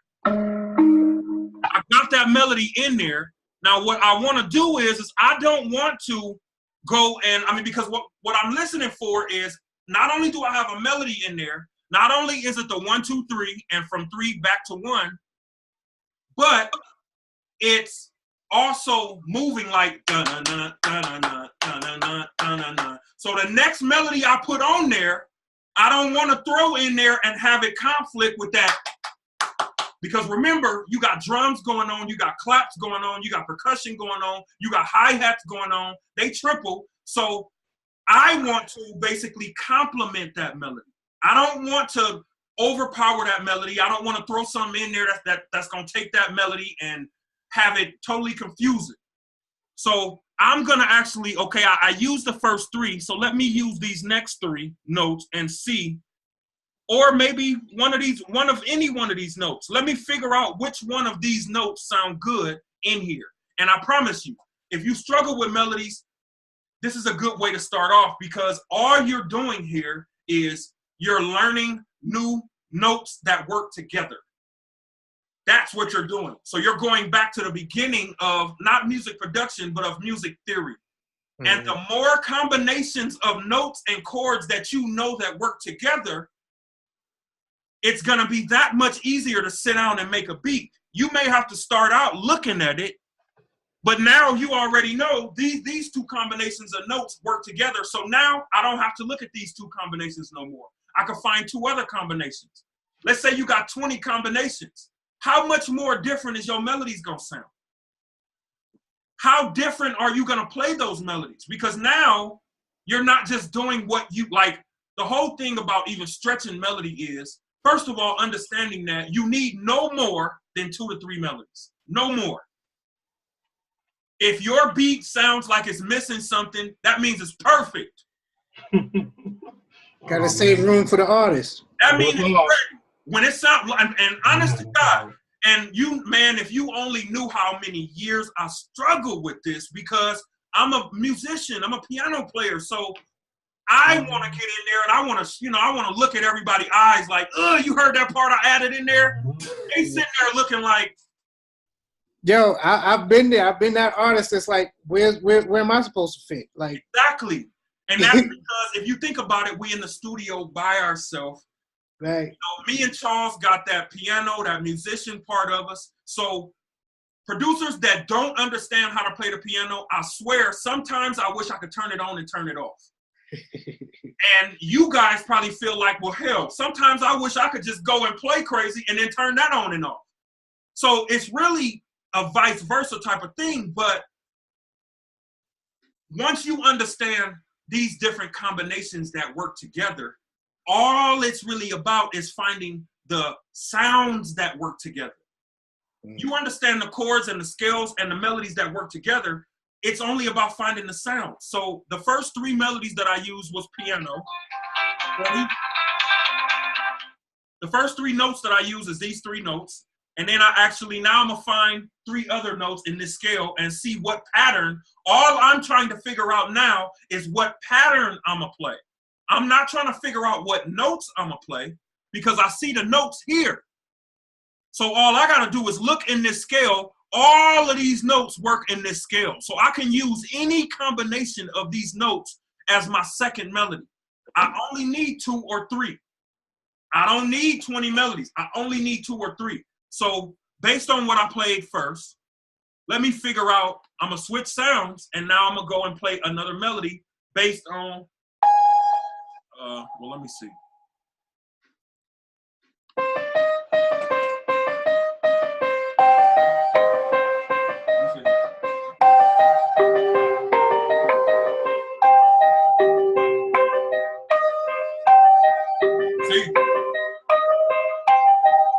Now, if I added that melody, those melodies are automatically working together. Now, let me just add that.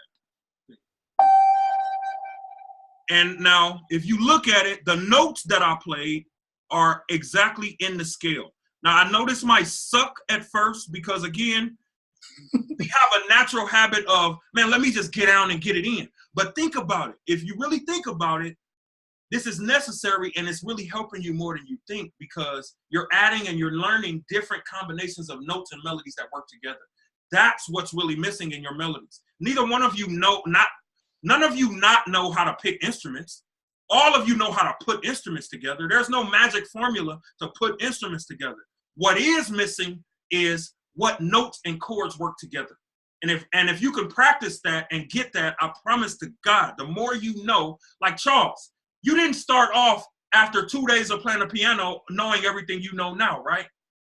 Right. How long would you say it took? Oh, man, it was 4 years of college, 2 years of high school, a couple years before that. Right. Yeah, it was a while. Now, in there, did you practice or did you not practice? Oh, there was some practice years ago. There ain't no practice now. Well, yeah, of course. I mean, I don't practice it all now either. But, you know, like, I mean, if you're at this level where you struggle with melodies, this is your practice. Mm-hmm. This is your practice. Like, this literally is your practice. Because if you can get this down, then creating melodies will be so simple for you. A lot of producers don't understand this part of it. You know what I'm saying? They struggle with knowing, okay, what notes work together. Now, the notes that I'm going to play was literally this note. Oh, man, come on now. So all I did was, wait. So all I did was this note, this note, this note, and this note. Now, I'm not even going to tell you names of notes because that will confuse the hell out of you piano players. I'm not even going to go there, or out of the non-piano players. I'm not going to go there because I don't want to confuse you. All I want you to see is the act of finding different chord and note combinations that work together. That's the point of this. So, but as you can see, the melodies that I'm choosing, the only thing that's changing is the sounds. The notes are all here. So again, I went 2, 2, 1, 3, 2, 2, 1, 3. The first one, I went 1, 2, 3. And again, look at this as practice in the beginning. So let me record it.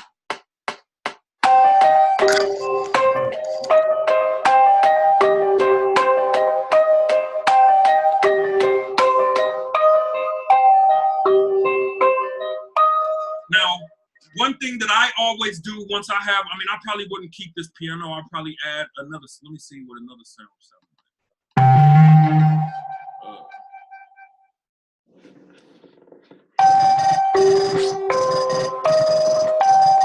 Actually, I'm going to keep the piano. Now, so now that I got those two melodies, right? In my mind, now I'm thinking like, okay, I have a choice now.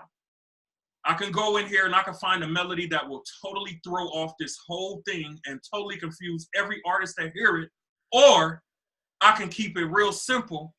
And now I got my melody, my first melody, I got my counter melody that's somewhat working together. Now, what I would do is I would go back to that one and I would just record bass. Bass or 808, just to complete it. And now that's my 3 melodies. That's my 3 melodies. So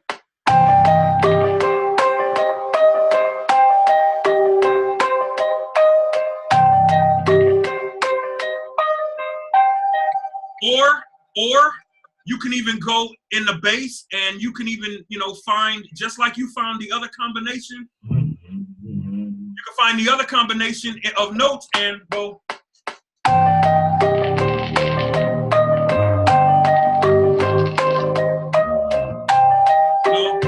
You can.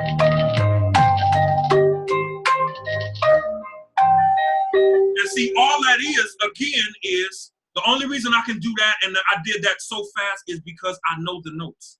I know the notes. And all I did was 1, 3, 2, 3, and then I went from 3 down to 2. So it goes 1, 3, 2, 3, and then from 3, 2, back to 1. So if you look at the notes,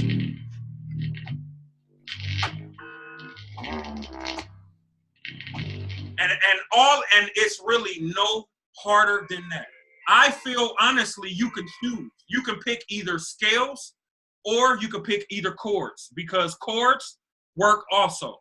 Now chords, the good thing about the chords is I like looking at chord charts because you're seeing the chords right there. And you're able to learn new chords every time you sit down to look at this chord chart. Like if you look at this chord chart, this is a D minor chord. That's a D minor chord. Right? So if I were to start my melodies with chords, you can even do the same thing breaking down the chords. I can start my first melody off, you know, using a chord, right? Now, one thing that I always do is you see how this note, one simple thing that you can always do to add 2 chords to your music, and it's so simple, and Charles, I know you already know this, but let's say this D minor chord, damn, either I'm getting old or that is too small. Okay, so this D minor chord, if you see the 3 notes here. So you see the D, you see the F, and then you see the A. Now, a simple way to always add 2 chords to your beats is when you find the minor chord, if you adjust that middle finger and go up 1 note, that's always going to create a second chord. So, or not the second one, but this last finger. So I'm going from these 3 notes to adding that B, what they will call a B flat. And all I'm doing is I'm taking my finger from here to here. So and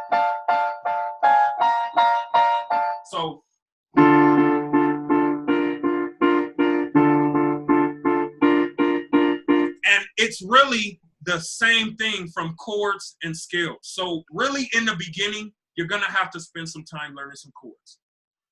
You're gonna have to spend some time learning some chords. Now, Charles, for you, I would say, you know, since we know how to play piano and chords, I would say we can break into other things like creating our own melodies from loops, you know, like, and this is something else that I do. I like to create my melodies from loops or samples. So do all y'all got Serato? No. That's another thing. Hey, I suggest getting that. Oh, you talked about that, but no, I don't have it. Get that Serato plug-in, man, because, boy. Is that a bunch of loops? Nah, Serato plug-in is a record. Well, let me show you. Serato plug-in is like a record player, and this allows me to create my own melodies based off whatever sample that I see. So can y'all see my screen? Yeah.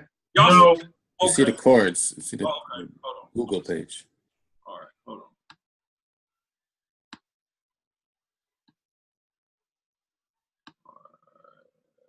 Share.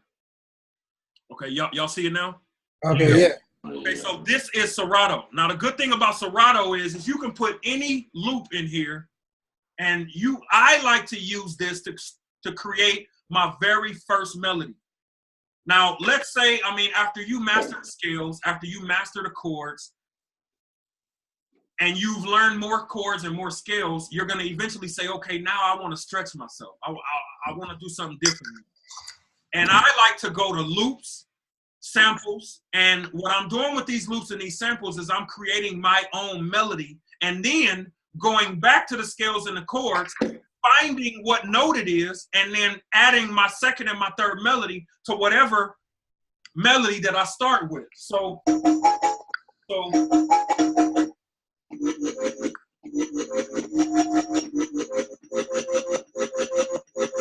here, I got this set up to where this is the original sound. Let me see.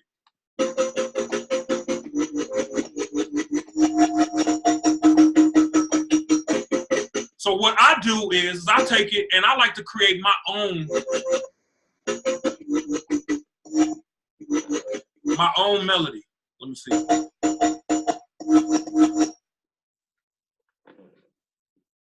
And hold on, give me 1 second.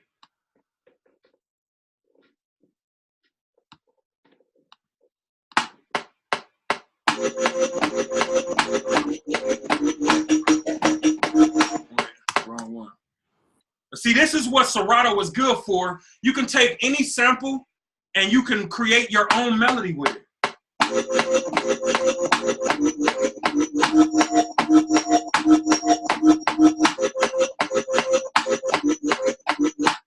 Damn. I didn't even record right there.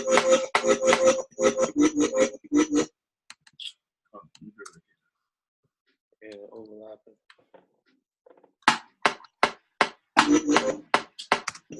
Damn.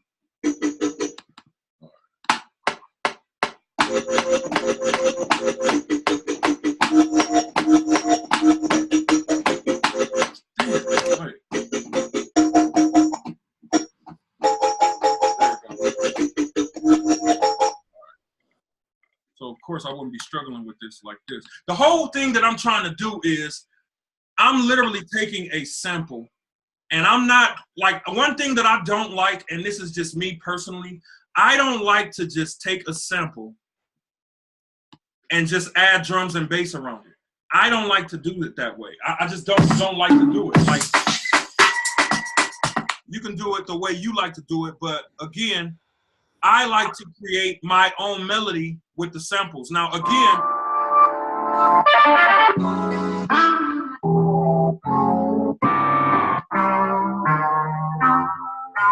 all of these melodies and everything that you guys hear, all my sounds come from Splice. So everything you're hearing came from Splice.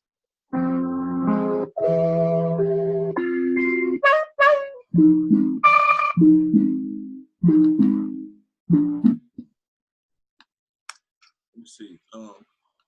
It tells you what key it's in, though, right? Yep. It tells you exactly what key it's in. And the reason that's good is because you can go to the scales and type in, as I see here, it says E flat.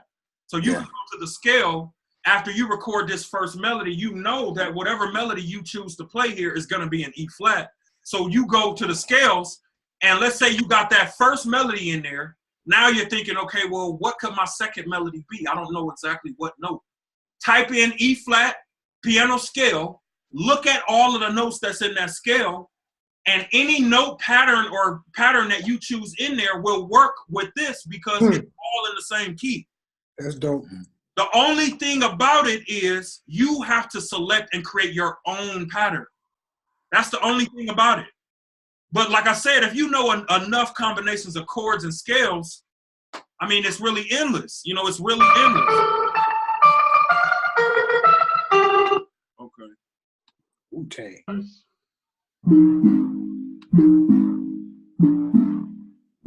Okay, so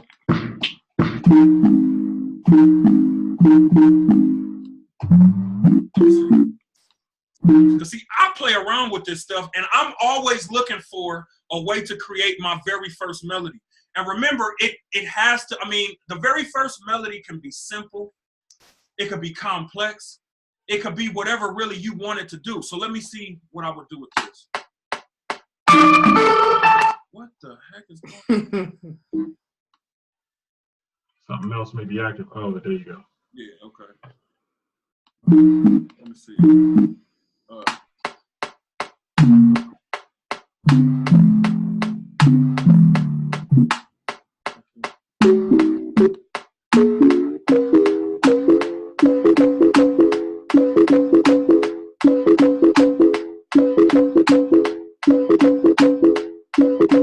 And see, you can play around with it. Like, as you see, I'm playing with the pitch. I'm playing with the length.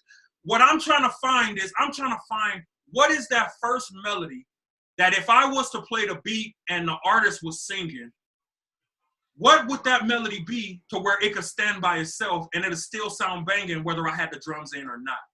That's how we should be thinking. Like, another way that I'm thinking is, I'm not just thinking about the beat, I'm thinking about the song. So when I'm creating my beat, what melody could I play that I know an artist would be able to do their thing over? I could take out the other two melodies and I'll be able to have that melody stand alone, and it'll still be fat, it'll still be there.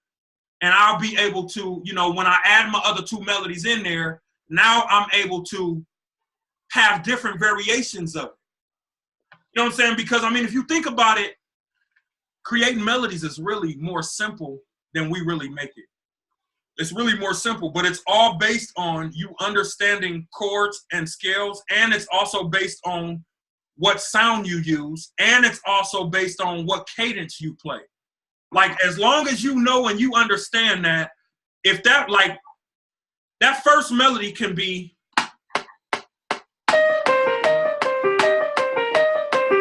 right? That first melody can be that, right? I wouldn't go in here and add something else that's on that same cadence. I wouldn't do that. You know what I'm saying? I would, now that I have it moving, the piano is da-na-na-na-na-na-na-na. I would want to make sure that my second melody works with that, not against that. So my second melody will probably be subtle. It'll probably be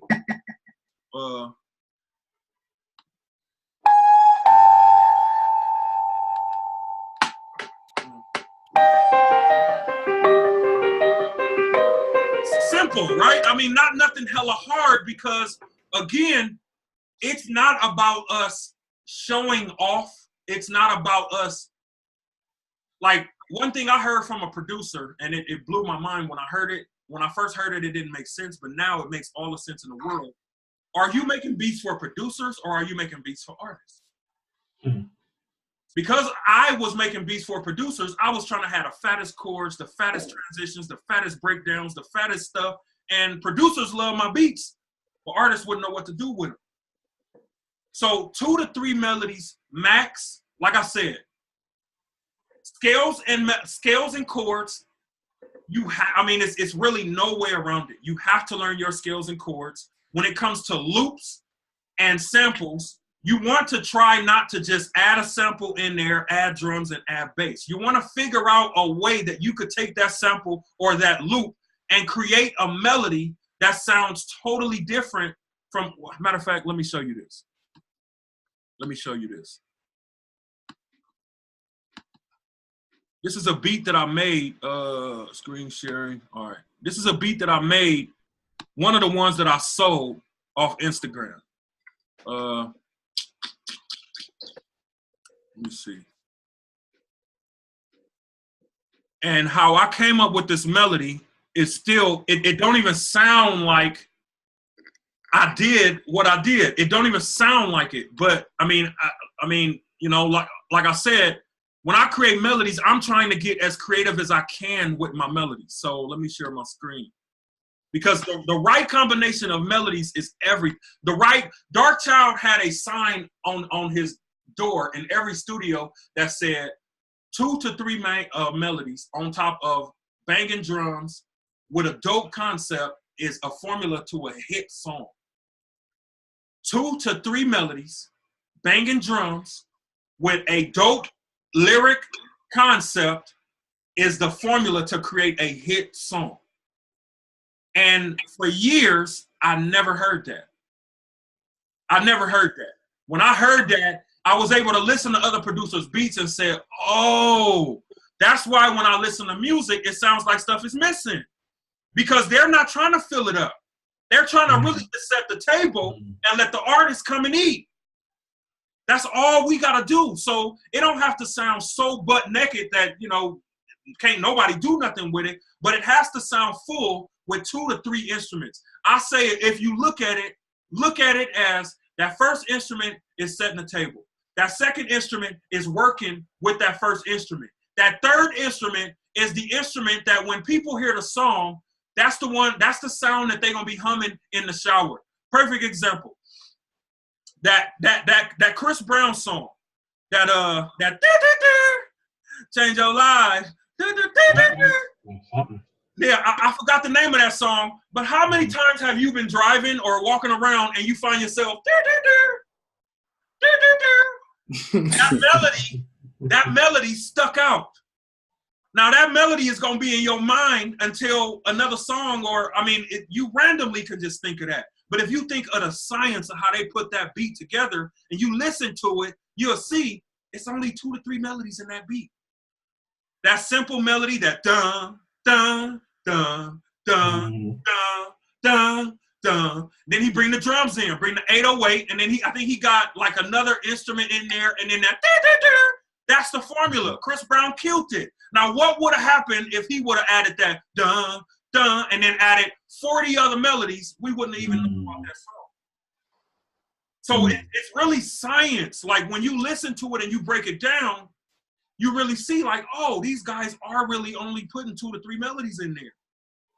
And they're really not doing a bunch of chords. Like this beat right here, I stretched myself. I said, you know what? Damn it, I'm only using 2 instruments. I'm gonna make it sound full with 2 instruments. So what I did was I took a loop that I created in my bass and chords pack, I think it was. Let me find the loop so I can show you the original loop. All right, so this is the original loop.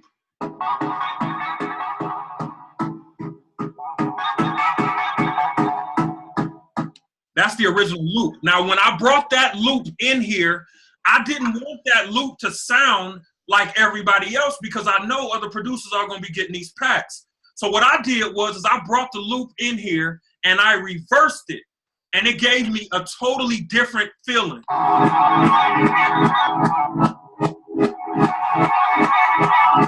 That was my very first melody. Now, when I got that first melody in there, I was like, okay, this melody fills up the whole beat. Like I don't have to do a whole bunch of stuff to go with it. So what I added was one simple instrument.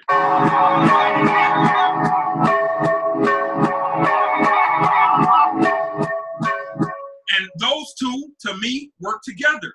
Now, another thing that I did was I went and I took that same loop and I brought that loop in, and on one part, that same loop is right here, but instead of having it pitched all the way up, I pitched it all the way down, and I played that loop at the same time I played this loop, and it gave me a totally different cadence. Let me play it for you together.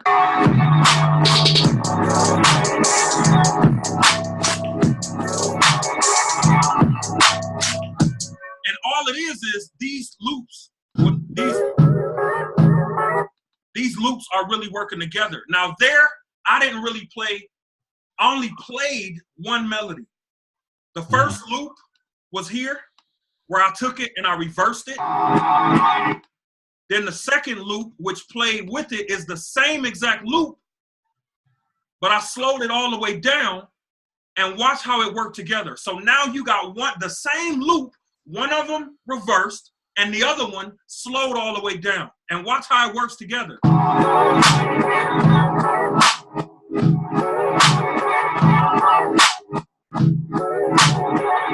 Now, you wouldn't think in a million years that all that is happening with one loop. It's one loop. It's one loop. And this is the original loop. And the original loop, you can't even tell that it turned into this, which also turned into this.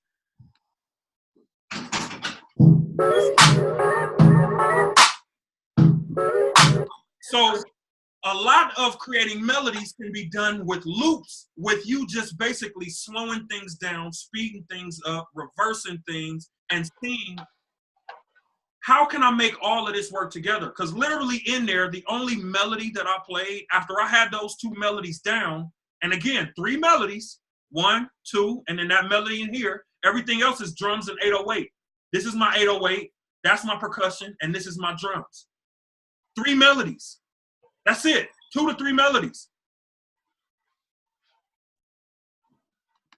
And you know, like you want to stretch yourself, man. I mean, you know, you really want to, every time you sit down to make a beat, you want to sit down and you want to say, okay, I want to challenge myself to do something totally different than the last beat that I did. I don't want to do the same chords. I don't want to do the same melodies. I want my melodies to sound different. I want to pull, hell, try that. Take a loop and pull one loop in, try to reverse it, try to speed it up, take that same loop, pull it in somewhere else, try to do something to it, and see how you can make those 2 loops work together, the same loop, and make 2 melodies, and then add 1 more melody on. Because this melody is the only melody that I play.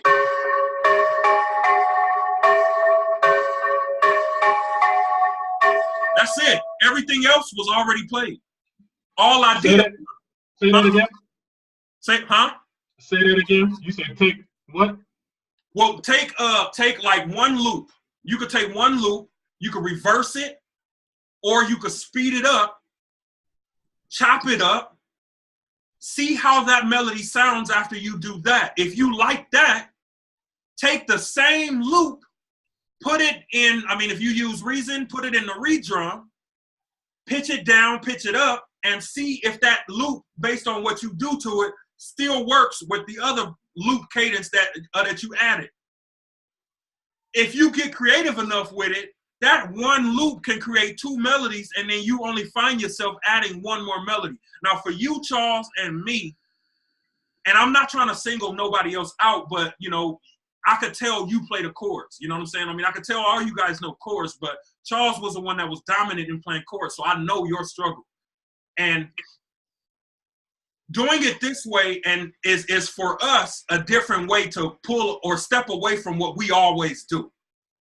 Because my safe haven was, okay, if I can't find nothing else to do, hell, I'm going to go play a chord real quick. Forget that. If I can't find nothing else to do or nothing else working, I'm going to go and play this same melody I always play. If I can't find nothing else that work, I'm going to use these same drums I always use. And then it's like, that's the reason why you end up going from session to session looking for this, and you never feel like, dang, I'm not progressing. Well, all it is I'm taking the same things that everybody's doing, but I'm trying to see how can I take it and do it a different way. The same loops that I'm sure whoever had, if you guys have the bass and chord loop pack, you got the same access to that same loop. All I did was I took it and I took one loop and played with it a few different times and created two melodies out of it. Anybody can do that. Anybody.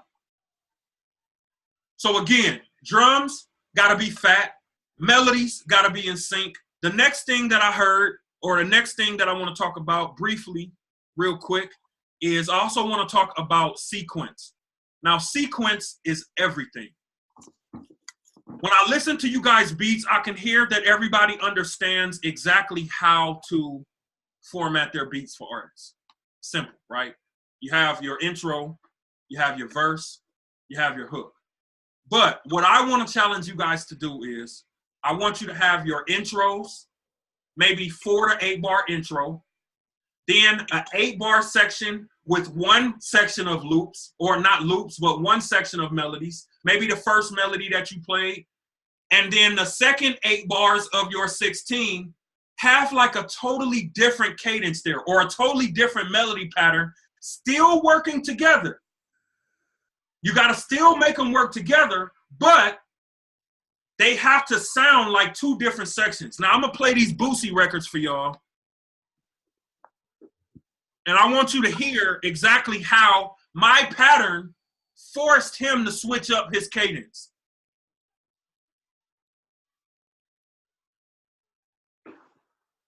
As soon as it plays. KDB. Want it when got it. Want it when got it. Want it when got it. Want it when got it. Want it when got it. Want it when got it. I wanted me a cutlass like the quick K and dope red. All gold batted with the dope tag and a couple lifetimes. Hair gone bang, gang, gang. Hit that dirty song. Wanted me a thug and got a bitch with a dirty mouth. Wanted a Nintendo, so I stole my cousin Nintendo. Sold it to my kinfolk. I wanted all my names on my chain, a 40 Glock with this thing. I wanted a 4-finger ring, now I got one on my hand. Why did he think it's all still out here? Now you see that breakdown, he started rapping different.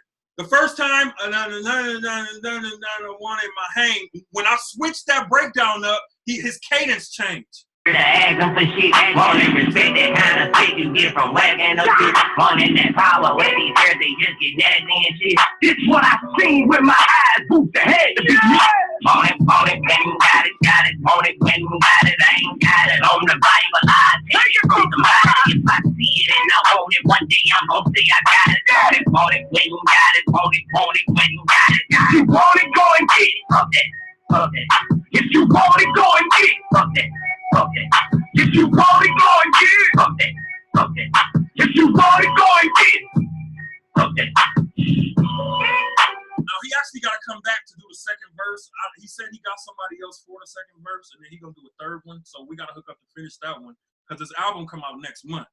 So I'm supposed to hook up with him to finish that one. But even that beat, the melody, that flute, simple piano that followed the flute. Listen to the beat. Simple piano loop, or not loop, but simple piano that followed the beat. And then I had like a higher instrument in there. 3 melodies, and then my 808s and my drums carried everything else.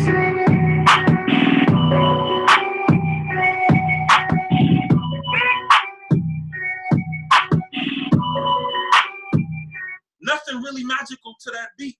But like I said, it caught his attention. Why? Because I don't have 20,000 melodies in there. I don't have, now, the Chris Brown record that I got placed, I ain't gonna lie, I had 20,000 melodies in that one. But that's Chris Brown. That's Chris Brown. You know what I'm saying? I mean, I had like the old school bridges and everything in there on that song. And I'm gonna play that one too, just to break it down. Now this one, same thing, you know what I'm saying? But what I did was I created the full beat. And after I created the 8-bar loop, on the 8-bar verse, when he started his verse, I wanted just the bass and the drums to play.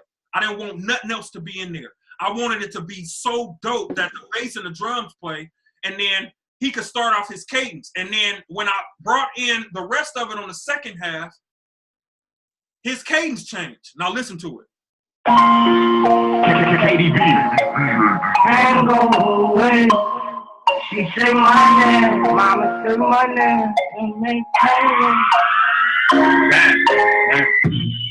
yeah, mama looking like she mad, guess I know it's wrong. Mom in case she need a song, help us get along.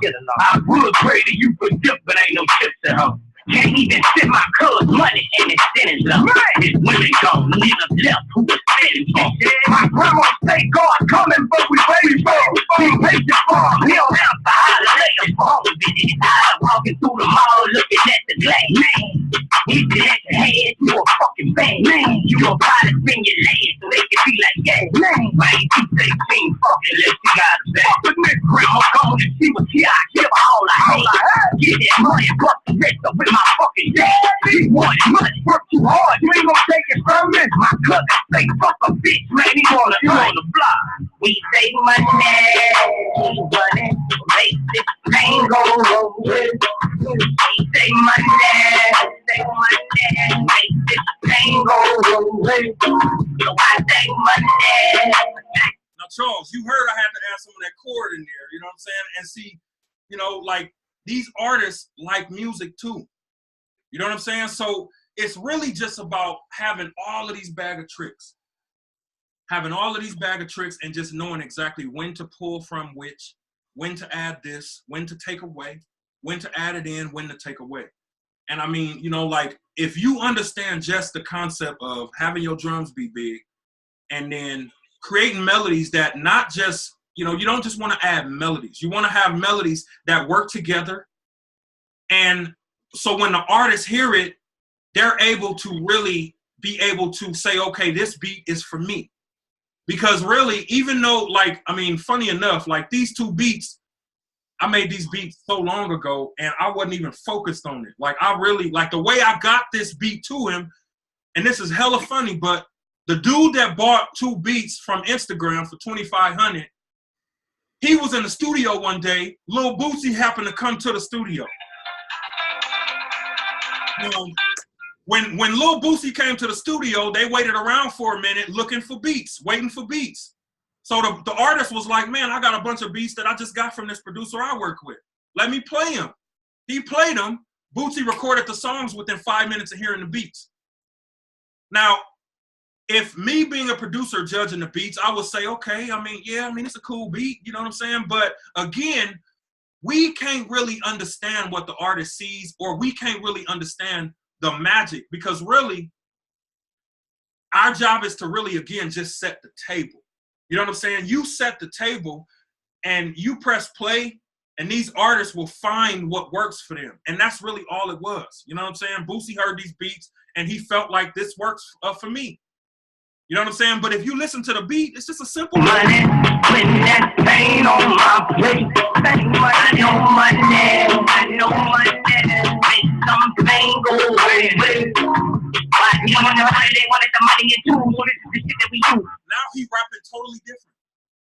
Totally different than how you rapped in the beginning. Now, all of this, we don't hear this as producers and we don't think about this, but the reason he's doing that is because of how the music inspired him to do that. You know what I'm saying? Now watch the second half of it. He slowed it down.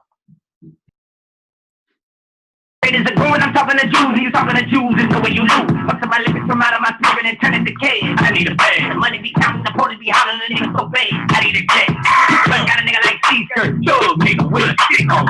Shorty got a 40, but mine got a dick on. Remember we couldn't afford George.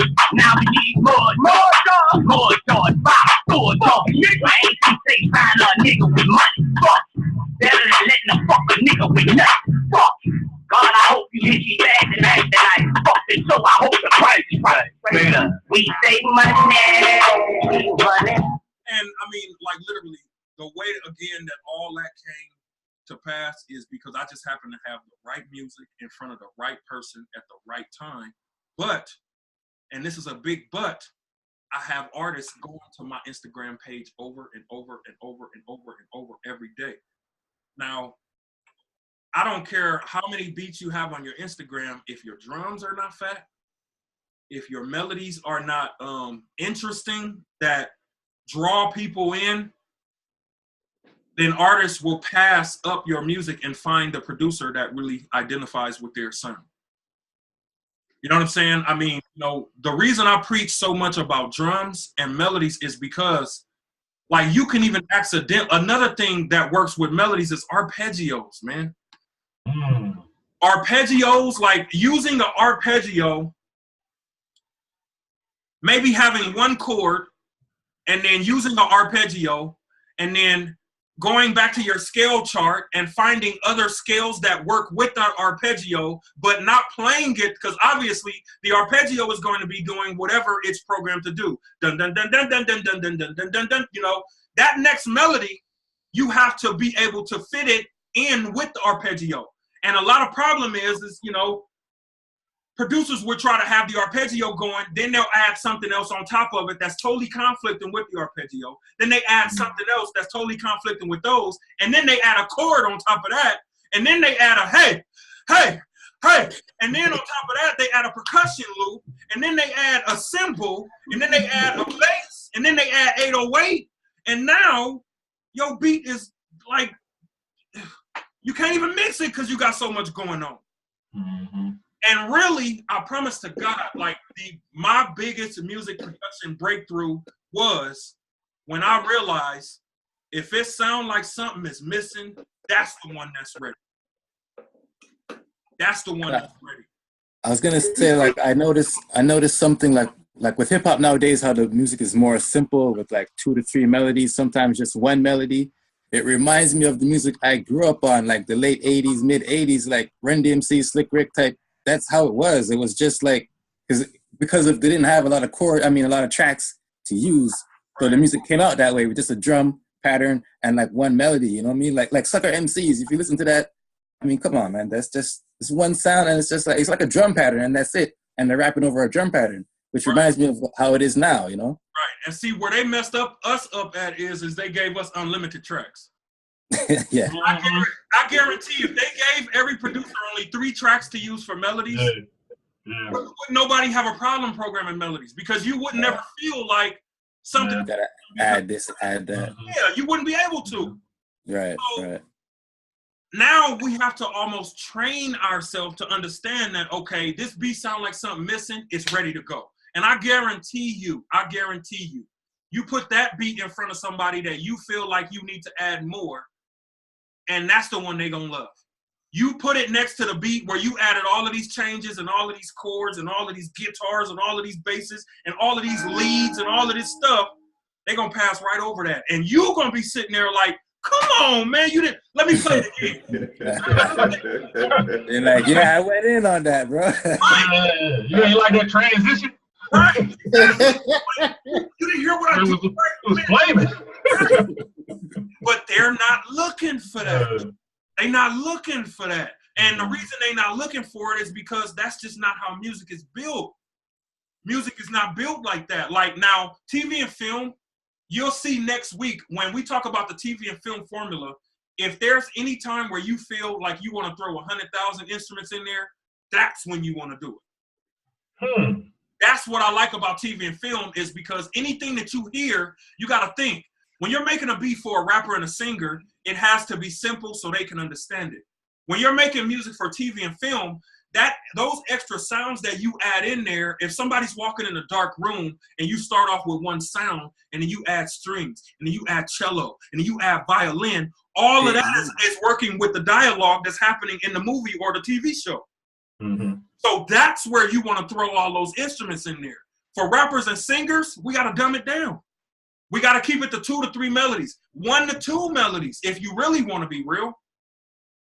But another thing is that 1 or 2 melodies has to stand strong. So that means that the sound you select has to be a strong sound. It can't be a thin pluck sound that, you know, you got to stack 20,000 times either. It has to, I mean, and there's nothing wrong with stacking even your melodies because I do that also to make them fatter. You can do that, but you literally want to keep it per cadence, 2 to 3 melodies, man. 2 to 3 melodies. And I promise you, you get in the habit of making beats with 2 to 3 melodies and having your drums be fat and literally taking the time to create your own drum sounds, then your beats are, I mean, you know, we're producers, so we know how to put the music together. We know how to do that. All we need to know and understand how to do is how to consistently put it together. Now, Juan, you told me a few times that you struggle with output. If you focused on learning more scales, more chords, the more you put in your brain scales and chords, the less time you would have to even figure out or try to figure out, well, what melody do I play? What chord do I play? Hell, what sound do I use? Once you cut that time down, that's automatically going to take time away. And what I suggest is treat it like a sport. I literally have one day where I make all my sounds. I have another day where I make 5 to 10 to 20 8-bar loops. The next day I come back and I say, okay, out of these 20, I like maybe these 8 8-bar loops. I'm going to sequence these out and make these records that I'm going to use. These other ones, I'm going to put them on TV and film. And now I don't have 30,000 beats sitting on my hard drive that nobody hears except me. Like another thing that I got tired of doing, I got tired of making beats and think, I mean, how much nerve do you have to make all these beats? Nobody else heard it, but you heard it over and over and you tell yourself, oh, this old. It's old to you. Yeah. Nobody else heard it. So, I do that with my raps. and I'm telling you, man, I would encourage you, man, once you get your music together and you have it and you have ultimate confidence in your music, you will know it like, okay, I'm ready now. I'm ready now. You know, I'm not saying nobody here is not ready because I'm not saying that nobody here has a sound that an artist somewhere wouldn't like. I'm not saying that. But I am saying that two things has to be consistent. Your drums got to bang. Your melodies got to be interesting. They got to be in the same key. No matter how you come up with your melodies, whether it's through samples, whether it's through loops, whether it's through finding scales, whether it's through finding notes and chords, whether it's however you come up with your melodies is your way. As long as there's 2 to 3 melodies and you leave it open, you win it. You win it. I mean, you know, like there's really no other, like if you think of like what other techniques outside of that can you really master? Learning scales, learning chords, 2 to 3 instruments, banging drums, make sure your sound selection is key, make sure that the sounds work together, and make sure that each sound stands strong on their own. What else is there music production-wise that you can learn how to do? If you think about it, the only thing you can do to get better at it is to keep practicing the foundation, the principles. Once you get good at the principles, now, look, there's 4 stages of learning. The first stage is unconscious incompetence. That's where a baby is born and a baby don't know that they got to know how to tie their shoe. Then there's conscious incompetence, where a baby knows that he has to tie his shoe, but he don't understand how to do it. Then there's the third level of learning, which is conscious competence. That's where the baby now knows he has to tie his shoe and he knows how to do it. He just got to keep thinking about it. Then there's unconscious competence, where now the baby is tying his shoe, not even thinking about it no more. So think about what level you are as far as learning production. Unconscious incompetence. You know how to make beats. You know how to put drums together. You're familiar with that process. Now, the next level, conscious incompetence. Well, now you're aware of more strategies and more things to add to what you already know. That third level of learning, conscious competence. That's where you now know exactly what you got to do, but you still got to think about it. Through those three levels of learning, you don't get to the last level, unconscious competence, where you're doing it without thinking until you've practiced going through these other three levels. That's everything. Basketball. You ain't gonna get out there playing basketball and you're just gonna make every shot. I'm not gonna go and shoot like LeBron James tomorrow. I gotta practice that. You're not gonna go out there and play the piano like Beethoven tomorrow. You gotta practice that. You know, like I could have sat on here and told you, okay, this is what I do, copy what I do. No, I want to give you something that you can take action on, that you can see a simple formula that you can go in and use it and then create your own version of it. If you have something to start with, it'll be easy to work around that. That's why I teach it this way. It'll be easy to work around learning scales and chords, because at the end of the day, what are scales and chords really? More notes to add in your beats. If you got more notes and more chords to add in your beats, and you're doing that and finding different ways of playing those chords and those scales, how can your melodies not get better? Like, how can they not? The only way they cannot is if you're not practicing how to do that. Mm-hmm. And when it gets too hard, what do we say? Okay, well, this is difficult. Let me go back and play that same melody and that same chord I always do. And now I'm right back in the same place. Yeah. And I don't think you came here to be in the same place. I think you came here to be able to at least see something that you can apply that would inspire you to do something that's going to take you from where you are musically to a whole nother level. Because what we talk about next week, that will only work if your music is where it needs to be. If your music is not where it needs to be, the TV stuff, the Instagram stuff is void. It won't even work. You could set all that stuff up great, but if the music doesn't appeal, in this case, this strategy is a marketing strategy. And it's an effective marketing strategy. And it's not just a marketing strategy, but it's a marketing strategy that's going to be happening whether you look at it or not. You are going to be commenting, connecting with new artists every day while you playing PlayStation, while you eating hamburgers, watching a game. And then you go in there, okay, this person, I look at their page, they got 20,000 followers, they have albums out, they're performing, they got dope songs. This is an artist I want to connect with, because if they got all that, what do they have? They got a budget. I don't know about you, but I'm not looking for everybody to buy my beats. I don't need everybody to buy my beats. You don't need everybody to buy your beats.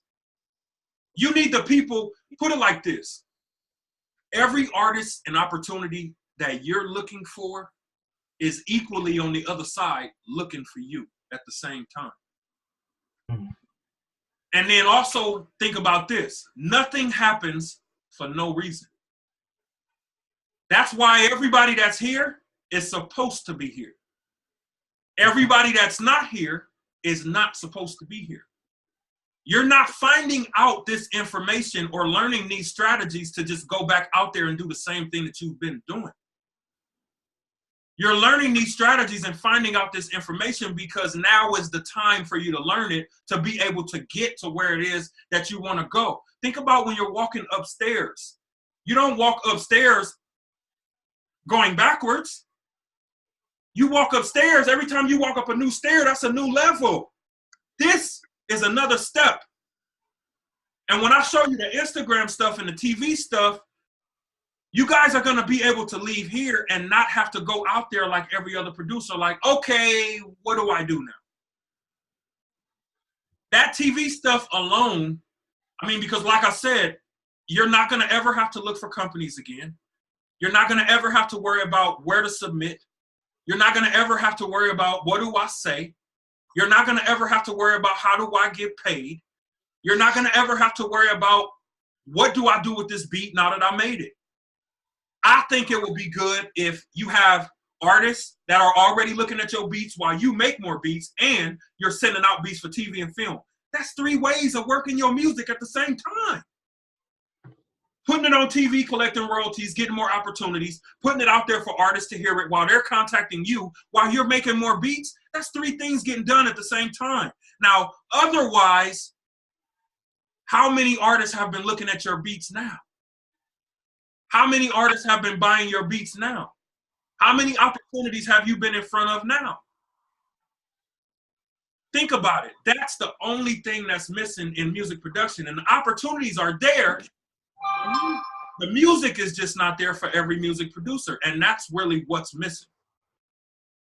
You know what I'm saying? So it's my hopes, man, that you guys was able to take something from today. I mean, I know a lot of this stuff you've heard, but honest to God, like, these are the things that I've been doing that's been working for me. That is no fail. Like, no fail. I put beats out there. I put them in front of artists. The bot runs on autopilot, and artists contact me. I don't go out there and contact nobody. Now, another thing that you want to get in the habit of when you're selling beats is you want to think of yourself not as a producer. Don't think of yourself as a producer. Think of yourself as a problem solver. You're a problem solver. You have beats, which is the product that artists need. We know that. We know they need beats. We know that. But what other problems and what other things are they struggling with? They're struggling with making songs. They're struggling with knowing what their image is. They're struggling with knowing how to perform. They're struggling with knowing how to create hooks, knowing how to create verses, knowing how to pick beats. The next problem that I see with artists is how are these guys buying non-exclusive beats, but they want to be taken seriously, and you want to buy my beat for $20 and you want to take it to a major label and get $150,000. Nigga, are you crazy? You really think it's going to happen like that? I'm not saying it won't, but I'm also saying this is those type of artists, I don't even want to be in front of them. So another thing I'll say is take your prices, man, through the roof. Don't blend in with everybody else. If you was charging $100 for your exclusive, charge $500. If you was charging $30 for your non-exclusive, charge $100. Why? Because all of the competition is at the lower tier. That's where everybody competing. Because we thinking like, okay, if I sell my beats for the cheapest, that's going to get me more people. Not true. If you sell your beats for the highest price, that's going to get you not more people, but more money and more serious people. And they're going to keep coming back. But again, all of that stems from how current your music is, how big your drums sound. Everything falls back to the same thing. Every producer that I talk to, no lie. I mean, I talk to hundreds and thousands of producers. Every producer has one of these 3 problems: drums, melodies, or understanding how to market and effectively put themselves out there. That's why you guys are here. That's the reason you're here, is because there's something that you need to know to help you get to the next level. Music-wise, I think all of you have great music. It's not a question of if you know how to make beats. All of you are very capable of making beats. You all know how to do that. But it won't hurt you to learn exactly what Chris Brown and exactly what Lil Boosie and exactly what Rodney Jerkins and all of these major artists are looking for. It won't hurt you. And I'm telling you, what they're looking for is simple beats that have 2 to 3 melodies, that have banging drums, some chords, Charles, and making sure that you speak directly to what they do. And I mean, like, honest to God, like, you get that down and you really focus. You really focus on mastering this. Focus on mastering this. Don't look at this as, man, I already know this. No, whether you know it or not doesn't matter, because you want to get a result from it. When you get a result from it, That's when you know it. You can know something and just know it, but if you don't do it and you're not getting a result from it, something is wrong. Something is wrong. I feel like because before I even met you or Postman, it's like I was making beats and I had put out a beat tape and I had like no responses, you know. So and it was pretty much like the next day when I met you guys and I was listening to your message, I started changing up the way I was making beats. And this is like, so let's say in May. So now like September, October, I don't know how these guys find me, but artists just find me somehow. I mean, I have like a Reason picture as my cover page on Facebook, but I'm not looking for artists to sell beats until I'm ready, you know? But some artists find me and they're asking me for beats. So I don't give them my best beats because I know they don't have, I'm asking 500. So I know they're looking to pay like 100, 200. So let's give them some mediocre beats. But at the same time, it's like, I'm getting a different response with the way I'm making my beats now. So it's like, I feel like I'm on my way, you know, to where I want to be like. Right. And one thing I'm going to tell you is, I mean, you know, as long as you keep growing, you're always going to get double and triple the response. Like, I don't care how good we feel like we make beats. You never get to, I feel like myself, I will never get to a level where I feel like I've mastered this, because when I got to that level, I'm really in trouble. Because I feel like I know everything. Even here at this time now, I'm still listening to music. I'm still studying. I'm still trying to figure out how to make my music better. Timbaland, hell, Dr. Dre, these guys are still studying. These guys are still trying to make their music better. You know what I'm saying? So, I mean, the reason you're getting the response, one, is because you took action. Second is because the more you learn, the more that you put in, like I said, that bag of tricks, the more you, because see, the whole thing of it is, what you're really doing when you become a producer is you want to gather as many tricks as possible. Throw them in that bag. Just put all the tricks you can learn. That's why I say, never just watch me. Watch whoever inspired you. Watch everybody that inspired you. Everywhere you can get a nugget, get a nugget. Put it in that bag. Put it in that bag. And when it comes time to use it, make sure that when you put it in front of artists that it's ready, because music speaks for itself. Right. You never have to be in somebody's DMs like, yo, man, my name is Kev, man. Yo, my beats is dope, man. Hey, give me a chance. Give me a shot. No, they not. No, they not. Because you're telling me that. Yeah, you wouldn't have to do that if you had good beats, you know what I'm saying? I ain't got to say a word because, I mean, it's only a question of if you like it or not. Now, if you don't like it, that don't mean something wrong with my beats. Right. That just means I got to send it to the person that like it. Right. Period. Or that means that there's something I got to do with my beats to make more people like it. It's one or the other. It's either your beats are ready and it's in front of the wrong people, or your beats are not ready and you need to get it in front of the right people. It's either or, because with the amount of opportunities it is out here, man, there's no way every producer shouldn't be doing this full time. It's just no way. There's so many opportunities out here that every producer in this world can take 1 million opportunities for themselves, and there will still be millions more.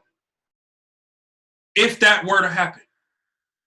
It's never gonna happen, but I'm just saying, you know, like, it's not a shortage of opportunities. It's only a shortage of great music. That's it.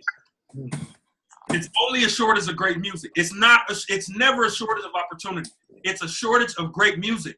Like I said, there's no formula or no special thing that I did but put my music on Instagram, said it cost this much, DM me if you serious. Come on, man. Either one of you could do that. The only other thing that I'm doing is I'm putting a bot on my Instagram that's pushing more artists to look at my page every day. That's where the magic is. And the fact that my music, I'm getting to where I'm, you know, starting to feel like my beats are getting to that level where, okay, now I can just press play and people could, you know, you either like it or don't. You know, now, outside of everything that we talked about, another big part about this, and this is something that I struggle with, is never second guess yourself. A lot of this music production thing is believing in yourself. You look at the root cause of producers, or you look at the amount of, if you were sitting in my chair and you have the emails and the phone calls and the messages that I get, you would see that the bulk of music producers' problem is they don't even believe in themselves. You got to believe in yourself. Even if your music ain't where it needs to be, learn what you need to know, apply it, practice it, it's gonna get better. But ultimately, outside of that, you got to believe in yourself. Because once you believe in yourself, you speak a certain way. You make music a certain way. You present yourself a certain way. There's no, like, I'm gonna keep it real. When I first started making videos, I used to say, my teeth hella big. Ain't nobody gonna watch my videos. And then I started to say, you know what, to hell with my big teeth. To hell with that. My point is, I had to get over that part in my life where I wasn't confident because it was stopping me from meeting all of you guys. There's no way I would be in front of you guys if I didn't believe in myself. There's no way none of you would be here if I didn't believe in myself. So think about that. The opportunities that you want out there, believing in yourself and applying the right strategies to your music will get you in front of the right people, period. Because it's when you don't believe in yourself that you second guess. How many opportunities have you seen and you was like, man, they're not going to call me anyway, so I'm not going to go for that. And there's too many producers going for that. I'm not, they wouldn't pick me. And you could have had exactly what they're looking for. You know what I'm saying? So that's the more deeper mind stuff that I feel that a lot of producers need help with is, you know, understanding that, man, I mean, honestly, all of you already have everything that you need to become a successful producer. What is that? 2 things, fingers and a mind. You already have everything that you need. Now, if you didn't have fingers, how would you be making beats? If you didn't have the mind, how would you get creative? You already have everything that you need to be successful. Like I said, all you doing here is just adding more tricks into that bag that you can use at the right time. But in order to get to that level, it is going to take practice. It is going to take practice. I mean, there's just, like, it's no shortcut to success. It's a shortcut to information to shorten your learning curve, but it's no shortcut to success. It ain't no shortcut.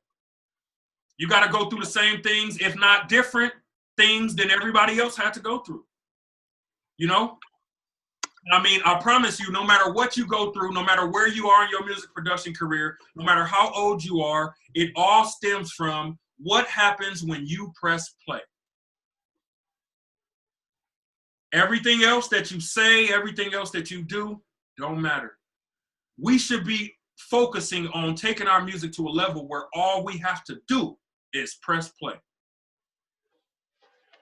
Everything else, it don't matter. It don't matter. If your music speaks, like I said, if my music wasn't where it needed to be, there's no way I would be in the studio with Rodney Jerkins. I didn't sit there and use the law of attraction and close my eyes every day meditating, and I didn't do no work in between there. Yeah, I did do all of that other stuff, but in there, I was working on my craft. I was learning everything I could learn. Keep practicing every day. Practice, practice, practice. I got good enough to where now I don't have to look at that. I'm not saying I don't have to practice, but I don't practice as much.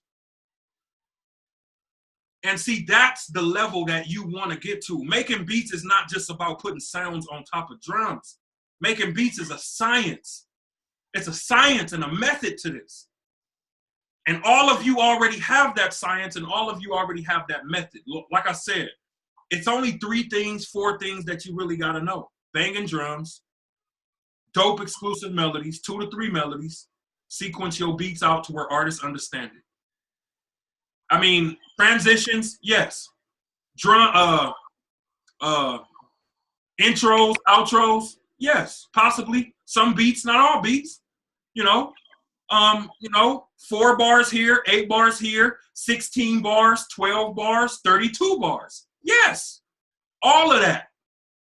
But it still always boils down to how big your drums are, how your melodies inspired them, and how ready your music production is now to get to the next level. That's really what it boils down to, guys. I mean, just straight up. I mean, now again, next week, that's going to be where we put the icing on the cake, because I believe that outside of music production, I believe that understanding how to market and get your beats out there if you understand that with having the great music, I mean, there's no way you can lose. I personally feel that every producer should put their music on TV. Every producer. Every producer. Why? Because we got beats just sitting and nobody's listening to them. And most of them are still banging, but they're old to us, so we don't even let nobody hear them. And it's like, why not put those beats are not making you any money on your hard drive. You might as well learn how to put your beats in TV and film. And we're going to focus on that next week. And I'm going to set you guys up and show you exactly what to do to set up the bot to be able to get your Instagram cracking to where, now do all of you have Instagram accounts? No. Okay, well, it's good if you don't, because you're going to be moving faster than a lot of people, because this bot moves very quickly. Very quickly. And it'll get you, I mean, you know, you'll have 1,000 followers. And a good thing about it, it's not going to be followers that, you know, you ain't going to have carpenters, firemen, police officers. You're going to have artists, independent labels, rappers, singers, and songwriters following on Instagram. And you set up your Instagram profile to where you have your music, videos there if you want, but you don't even have to even create videos like I do. Like I said, I like to create videos because I like to be able to put a face with my message and my music. That's just been something that's always worked for me. If you want to have an Instagram page full of beats, put it there. Run the bot. Let new artists come to your site every day. Tell them to DM you. And once they get in your DM, you look at the artist and you see, okay, I can work with this guy. Let me start a conversation with him. That's where the magic happens. It's all in starting that conversation. You start the conversation. In that conversation, you want to find out if they're serious. You want to find out if they've done albums before, and you want to find out if they got a budget. But you don't just want to come out and ask, what's your budget for beats? That's the first question every producer asks. Make them feel like the one thing I told an artist the other day, and he totally flipped out, and it was so simple and so basic. I said, look, man, I'm not like every other producer. You see, I'm not sitting here trying to just sell you beats. I'm trying to help you create a song that will change your life. Think about it. If you had one banging song and you were able to work with a producer to craft that song, how farther will you get versus buying a beat non-exclusive and creating a song that nobody liked? Just the fact that I was willing to connect with him, I got a buyer for life. A buyer for life. And he's paying $2,500 for exclusives. No questions asked. Because another part to that is the music matched my message. My credentials match the music, match the message. You can argue with me if you want. And it's like, okay, if you don't have this budget that I'm charging, then I'm not the producer for you. And I don't mind saying that. You know what I'm saying? So before I got to get out of here, do anybody got any questions? Yeah. Okay. Yeah, I got one too. Okay, go ahead. I'll go first. I do want to go back to that question I asked earlier about the drums, because what I did when I when I was going for the longest, I played a song that I thought the drums was hot on, like on a major song or something. I played in my car, I played in the studio, played on the speaker, played on my phone. Mm-hmm. And when I made a beat, I referenced the beat next to it too. You know, so it's like if I felt those matched, I need something else that I could like set it next to that you would say, okay, these are good drums that would catch these type of artists' attention. Okay, well, I mean, I really go back to the same answer. Like, you could pick any artist that's on top right now. Like, any artist. You could pick Chris Brown. You could pick Nicki Minaj. You could pick Eminem. You could pick Drake. You could pick Kevin Gates. You could pick Quavo. You could pick Migos. I mean, I would say, like, as far as drums, I mean, there's no one specific song that speaks out to me as far as drums. One thing I noticed is because a lot of the drums really sound the same. They really sound to me, a lot of the drum programming out here sound the same. You're hearing that same kick, that same snare. So, I mean, if you want a specific song, I mean, you know, like off the top of my head, specific song, I mean, I mean, I can go back to that one song. What is the name? I forgot the name of that song. Damn, I forgot the name of the song. But it's huh? Who sings it? What's the guy's name? French Montana. Welcome to the Party? I don't think Oh, it's. I know what you're talking about. You're talking about the joint with Ray Shremmerd? I don't know if he's on there. Yeah, it's Slim Jimmy and French Montana together. It was a world joint. Yeah, and I know the drums is banging on there though. Yeah. You said it's called Together by French Montana and Slim Jimmy. Okay, study that song. Now, when you study that song, don't try to make your drums sound like that, but listen to the fatness and the thickness of the kicks and the snares in there. And that's mainly what I'm looking for. Is just the cadence of the drums. So yeah, and then I mean, you could even look at like look into. I mean, I don't really want to say like any trap stuff because like a lot of the trap stuff is pretty much the same type of thing. Like that really wouldn't help you. It would make you feel like doing the same thing they doing is exactly what you need to do. So another thing that you can also do, which is something that I also do, is look outside of the trap genre. You know what I'm saying? Go to like if you really, really want to find some big drums, go to like dubstep, or they got that rap dubstep type of feel where it's like the dan dan dan dan dan dan dan. You know that what's the one dude name? The DJ that makes him. Now he makes trap music in that type of way with that type of feel, but you listen to his drums though. Listen to his drums. Now, even though he's making those trap beats, listen to his drums. Who's that? His name is Skrillex. Yeah. Skrillex, and it's a white dude. I think he's from overseas, and he's a DJ also, but he has a way of mixing in the trap and the EDM at the same time. But the fatness and the thickness of his kicks and his snares, I mean, come on, there's no way he's using stock drum sounds and Reason to make that sound like that. It's just no way. He has to be taking the time, or he's taking the time, or he's paid somebody else to stack him sounds that sound fat and big. And no matter what kind of beat he making, they always come across where his drums are fat and thick. One thing I want to get you in the habit of, all of you, is hearing what's out there, knowing and understanding how to apply certain elements of it to your music so it sounds current, but at the same time doing it in your where it doesn't sound like it's a replica of everything that's going on. We have to figure out a balance between all of those things. Because you really don't want to put out anything that sounds like Migos producers or that sounds like these producers. You may have elements that inspired you from those beats, but you want to put out, things that you want them, this is what you want. You want people to say, I'm making Juan type beats. I'm not making Swiss beat type beats. I'm making Charles type beats. I'm making Jet type beats. You know what I'm saying? I'm making Streams type beats. How do we ever get to that point if we're just taking what everybody else is doing? You don't have to take what everybody else is doing. Like, literally, I'll listen to a song and I'll say, okay, I like the way he played this melody right here. I love the way he played this melody. Let me learn this melody. Let me record this melody exactly how he played it. After I record it, I've studied it, I've listened to it, I've played it. Now, let me change the key.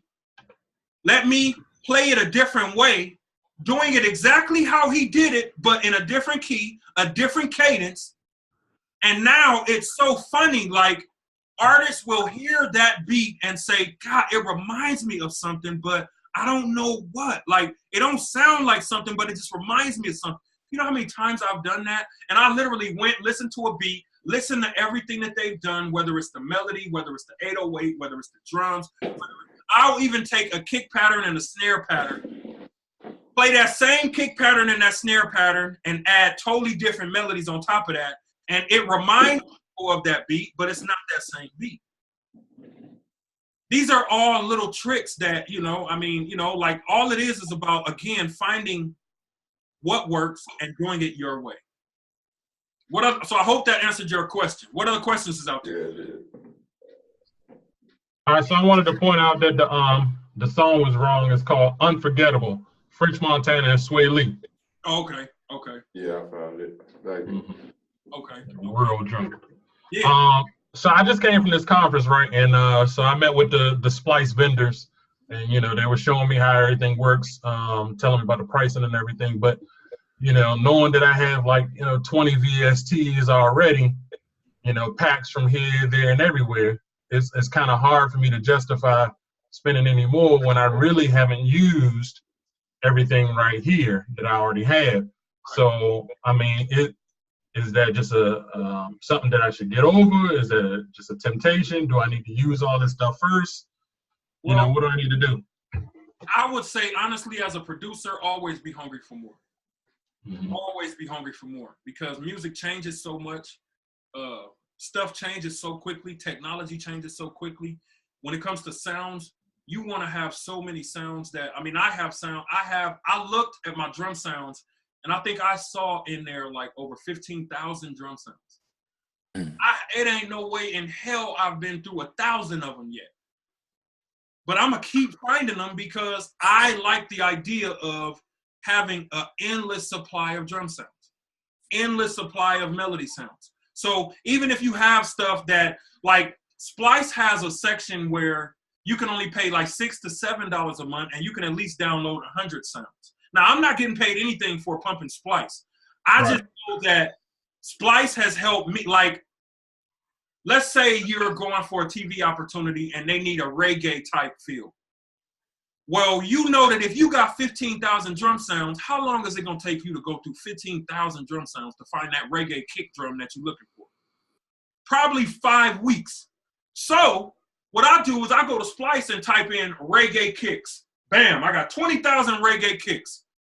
Reggae loops, 20,000 reggae loops. Reggae snares, 20,000 reggae snares. I find the one I like, I download it, now I'm ready for this opportunity. What you want to get in the habit of, and you'll see, especially in TV and film, see, as producers, our output has to get faster. It has to. Because when you start going for TV and film, you might have somebody that say, look, it's 6:39 and we need 3 beats for Days of Our Lives. We need 3 up-tempo pop beats by 7:30. You think you're going to have time to go in there and look through all of these sounds? You think you're going to have time to go in there and figure out what to do? When opportunities start coming, that's when you really test how good of a producer you really are. Because I never wanted to be that producer. Okay, you need 3 beats in 30 minutes. Okay, give me 3 months. I'll have them to you. They're going to be like, Negro, please. Let me go to the next dude. You know what I'm saying? And that's with artists too. You don't want to be in front of an opportunity and have to go back and look through everything you got. Like I said, when you sit down to make beats, the benefits of knowing how fat your drums is, knowing how simple your melodies have to be, is the reason for all of that is when you sit down, you want to create. You want to create when you sit down. When you sit down, you don't want to be looking for nothing. Because it's when you think about how many times have you started off making a beat, you got a dope melody down, and you say, okay, well, you add some drums and, man, I don't like this kick. So now you spend the next hour going through all your kicks. And now you found the kick that you like, and you like, man, I don't even like none of this no more. Let me erase this and go to something else.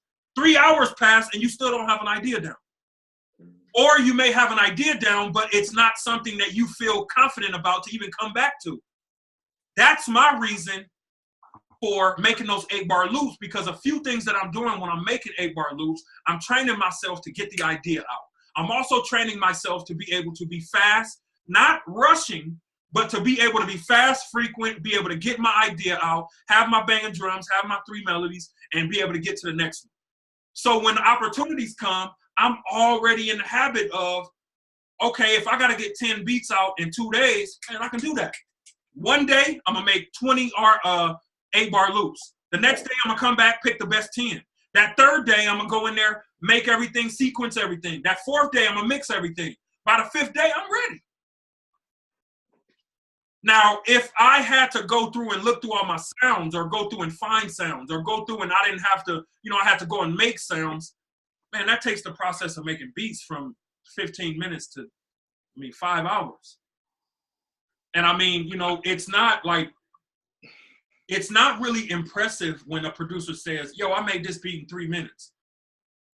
It's not really impressive if a producer say that if you got nowhere to send it. You made the beat in 3 minutes, and now it's going to sit on your hard drive for 3 years. But the only time that's really effective is I made this beat in 3 minutes and I sent it off to a company. I got that placement. So the act of making beats fast is not just about impressing nobody. It's about really understanding and flowing how to be efficient with your sound and so confident in your sound that you can not only go for any opportunity, but you can get out there and put great music out there for any opportunity. And I've heard every single one of your music, and every single one of you are a lot further than you think you are. It's just about really not doing the things that you've learned up to this point, because the producer that's gotten you to where you are now can't be the same producer that's going to get you to the next level that you want to be. The producer and the mindset and everything that you've had up to this point, that same mindset can't get you to the something has to change from here to there in order to get you to the next step. Once you get there, same thing again. So I hope that answered your question, man. I seem to be kind of long-winded, and you guys will see, man. I talk, but it's because I'm passionate about not just trying to impress nobody, not just, see, producers got to understand, I didn't have this when I was coming up. God knows. I didn't have nothing like it. Wasn't courses. It wasn't people talking. It wasn't none of this. And, my OGs here, we can all identify with that. It was none of this stuff out there when we started. Yeah. None of it. And so I say all of this from experience. That's why anything I say, producers can say, yo, you telling the truth right there, because I'm going through that right now. You know what I'm saying? So understand there is no magic bullet that'll take your music from here to there. It's only consistent things that needs to be in your music that needs to be mastered. That's it. There's no magic formula. There's no magic bullet. It's you knowing what needs to happen and practicing that over and over until you've mastered it. And even when you've mastered it, try to keep mastering it. What other questions you got? Shit. Ready for this week. We gotta get some more questions in there. Yes. So think, like, what other questions do you have musically, drum-wise? Like what other questions? So I find a challenge when I'm trying to use a perk loop, right? I'm trying to figure out where to use it, why to use it, what am I trying to get it to do? Sometimes they sound random. They don't sound like they fit, but I hear them sometimes in other beats, like, you referenced a couple of your YouTube joints, that they, sometimes are under the beat, but I don't get it. Okay, well, perk loops, let me show you. Wait, hold on, let me see. I think I got, all right, I still got my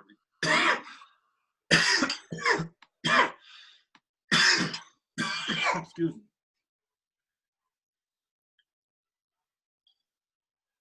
All I'm trying to accomplish with my percussion loops is I'm trying to accomplish a different drum pattern.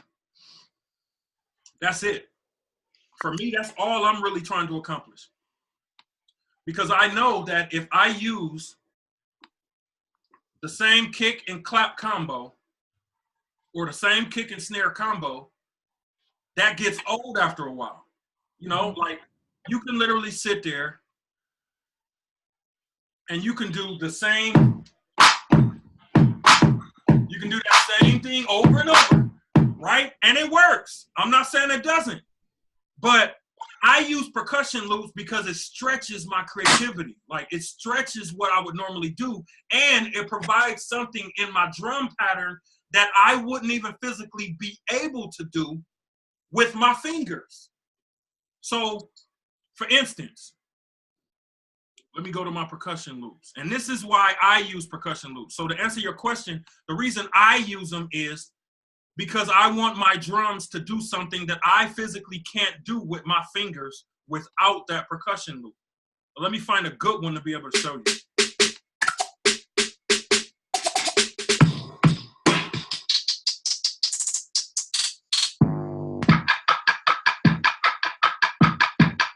Okay. Okay, now let's take that, right? Let's take that.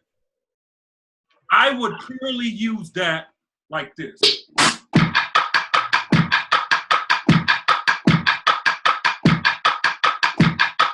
And all I'm going for is that cluck, cluck, cluck, cluck, cluck, cluck. That's what I'm listening to. I'm gonna use the kick as a dummy kick because I'm gonna stack that anyway.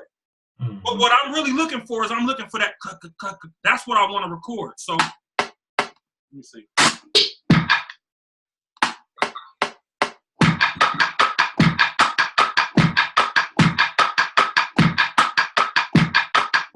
Now, if I kept that, right, all I'm going to do is on top of that, I can turn this down and just see, let me see what it sounds like under my drums. Let me see.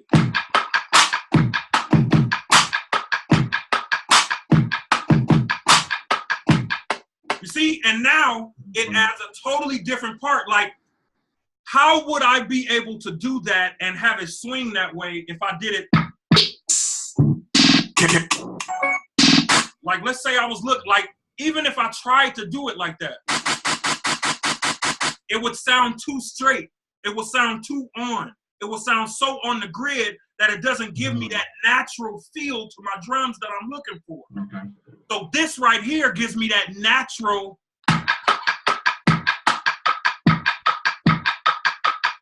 And then also because it's behind the beat a little bit.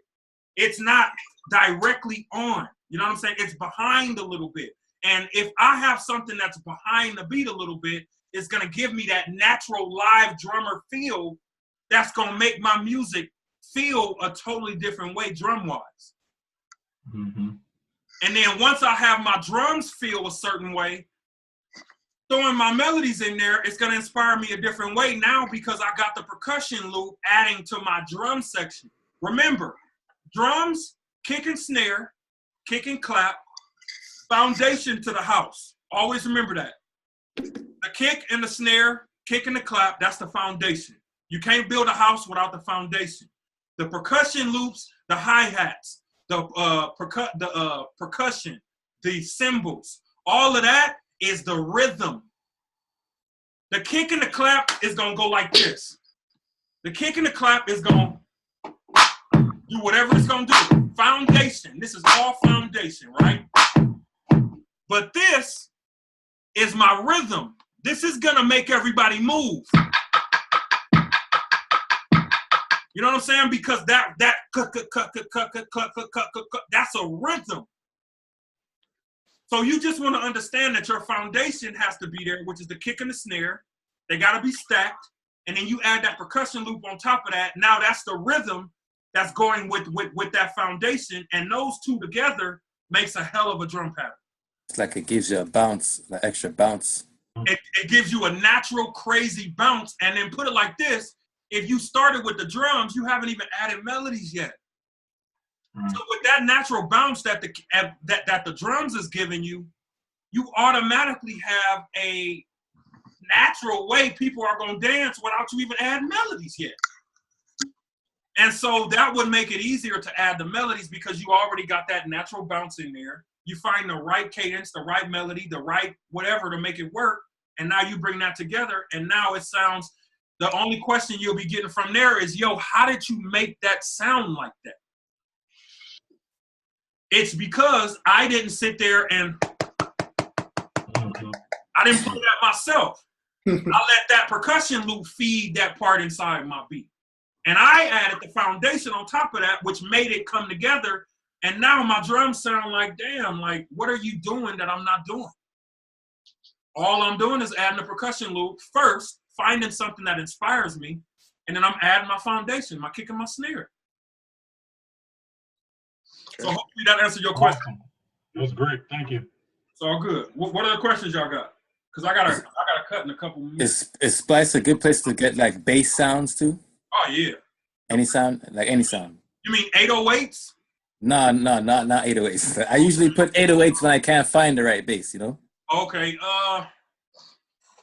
A place to get good bass sounds. I mean, I like Omnisphere. Yeah. I like you use what you say you use Reason? Yeah. Okay, they got this thing right here that I use, the Subtractor or something? Not the Subtractor, but it's another one. It's a refill. I don't know what is it called? Not a refill, but I think it is a refill. This one has good basses in it too. The Sub Boom bass.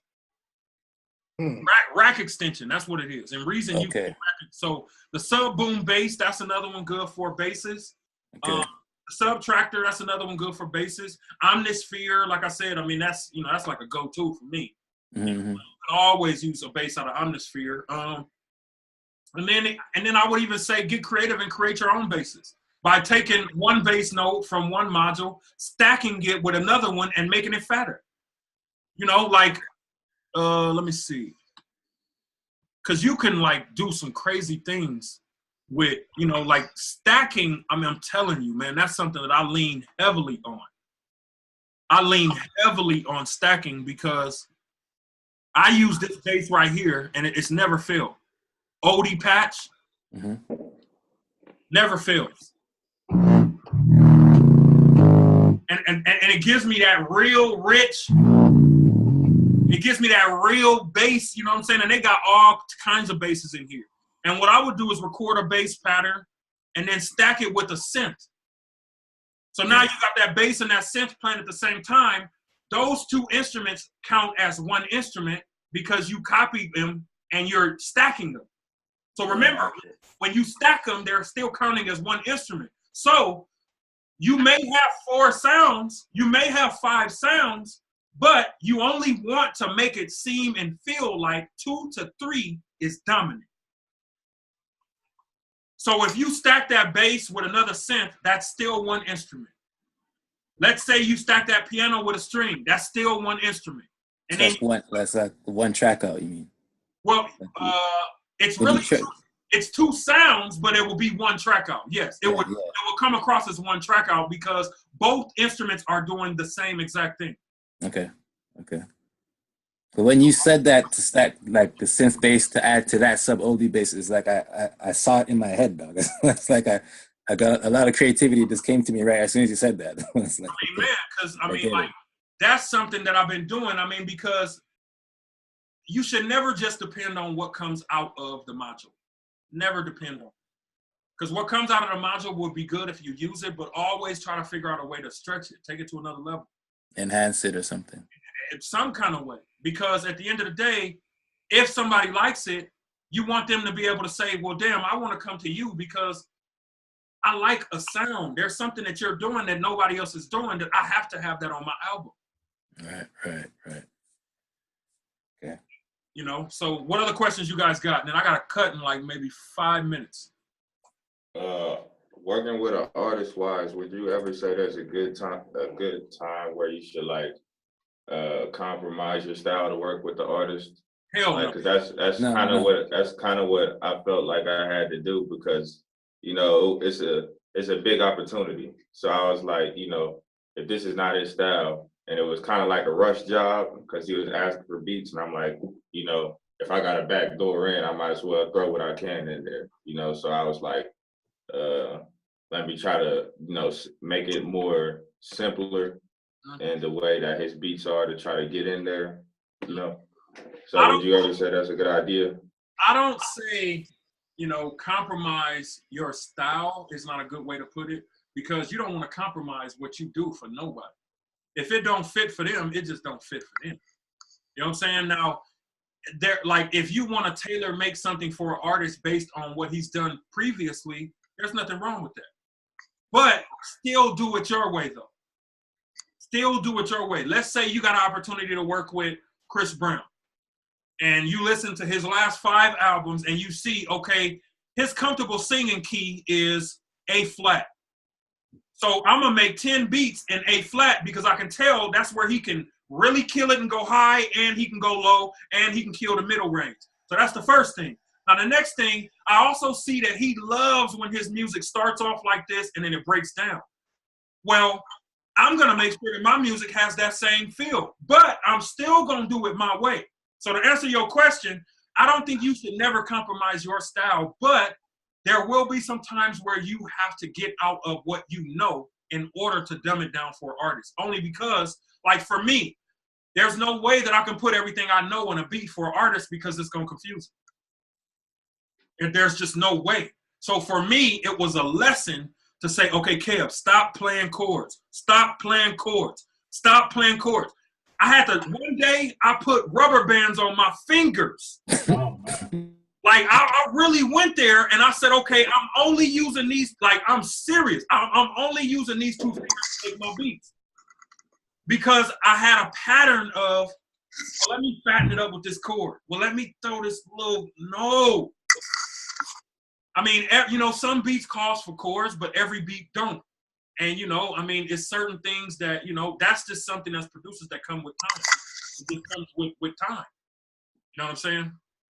What other last minute questions we got?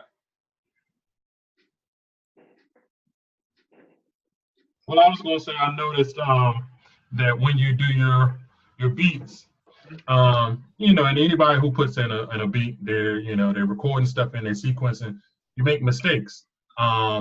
And I usually go to the piano roll and clean those up.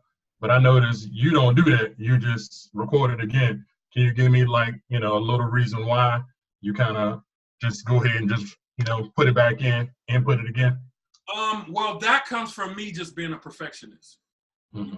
That just comes from me, who I am. I want to get it right, and I want it to be played right, and that's just preference, really. I think I'm like that too, because to me, like, I feel better in myself when I played it out and I got it right, instead of having to, like, go in there and adjust it with, you know what I mean, like pencil adjust. Mm-hmm. I just feel better with myself after I played it properly, the way I had it in my head, you know. Right, and then there's also in there, sometimes when you go in there to correct it, it doesn't give you the same feel that you originally played it. It just don't, like, you. That's what I thought you were going to say. All right. Mm-hmm. Yeah, it kind of like, you can put something so on the grid, yeah, so thrown off, could throw off the whole feel, and it's like, yeah, I gotta replay this because it's not, it's too perfect now, and I want it to be lazy a little bit. Yeah, that's my question to you. As far as, like, when you're playing, what do you use your quantize? Is it 55? Is it 70? Is it none at all? Like, honestly, I only use my quantize on my drums. Okay. I only use my quantize on my drums unless I have, or unless I want it to sound real, like a real drummer is playing. And, you know, sometimes some beats, when you're making, like, you know, like that Jill Scott, Erykah Badu, you know, that type of feel, their drums is kind of more, D'Angelo, it's kind of laid back. You know what I'm saying? And it's not so 1, 2, 3, 4, 3, 2. Yeah. It's not. It's like Jay Dilla. Yeah, exactly. Jay Dilla, I guarantee he never turned the quantize on. He turned it off and just gave you that raw, real live drummer feel. And what I like to do is I like to have my drums be on most of the time. And then what I'll do is, the only instruments that I'll really use for quantize, I'll use maybe a bass, unless I want it lazy. And sometimes I may use like a synth to quantize. But other than that, like, I want all my pianos to have, I don't want it to have that computer right on the grid feel. I don't want my guitars and my other melodies to have that right on the grid feel. I want my drums to have that feel. That's why I asked you, like, because, you know, you have the, when you're recording, you can put on automatic quantize, but you can put the percentage at a certain point. Like you can have it at 20% or at 50%. That's why I asked if you even mess with that at all. I don't mess with that at all. Okay. I don't mess with it at all. If you use Reason, I make sure that the Q record button is always enabled. And then when I'm using Quantize, I make sure that my Quantize, you know how it says bar and then 1, 2, 1, 4, 1, 8, 1, 8, triple, 164. I do 164. Yeah, see, I use mine on bar. Now, okay. The reason I use bar is because bar locks it in. Yeah. 164 will have it slightly off. And if it's slightly off, sometimes that 164 will not put it where you want it. Yeah, exactly. You know what I'm saying? So for me, bar locks everything in, and it locks everything in exactly how I want it. Okay. So I mean, if there's anything that I touch, I'll make sure that it's on bar. Okay. You know, I mean, when I've tried it 164, the only time I really have something at 164 is if I'm programming my hi-hats. Hi-hats, yeah. Then I might have that. But other than that, there's no way I would ever use kicks and snares and have it 164 because I know some way it's going to throw off my pattern.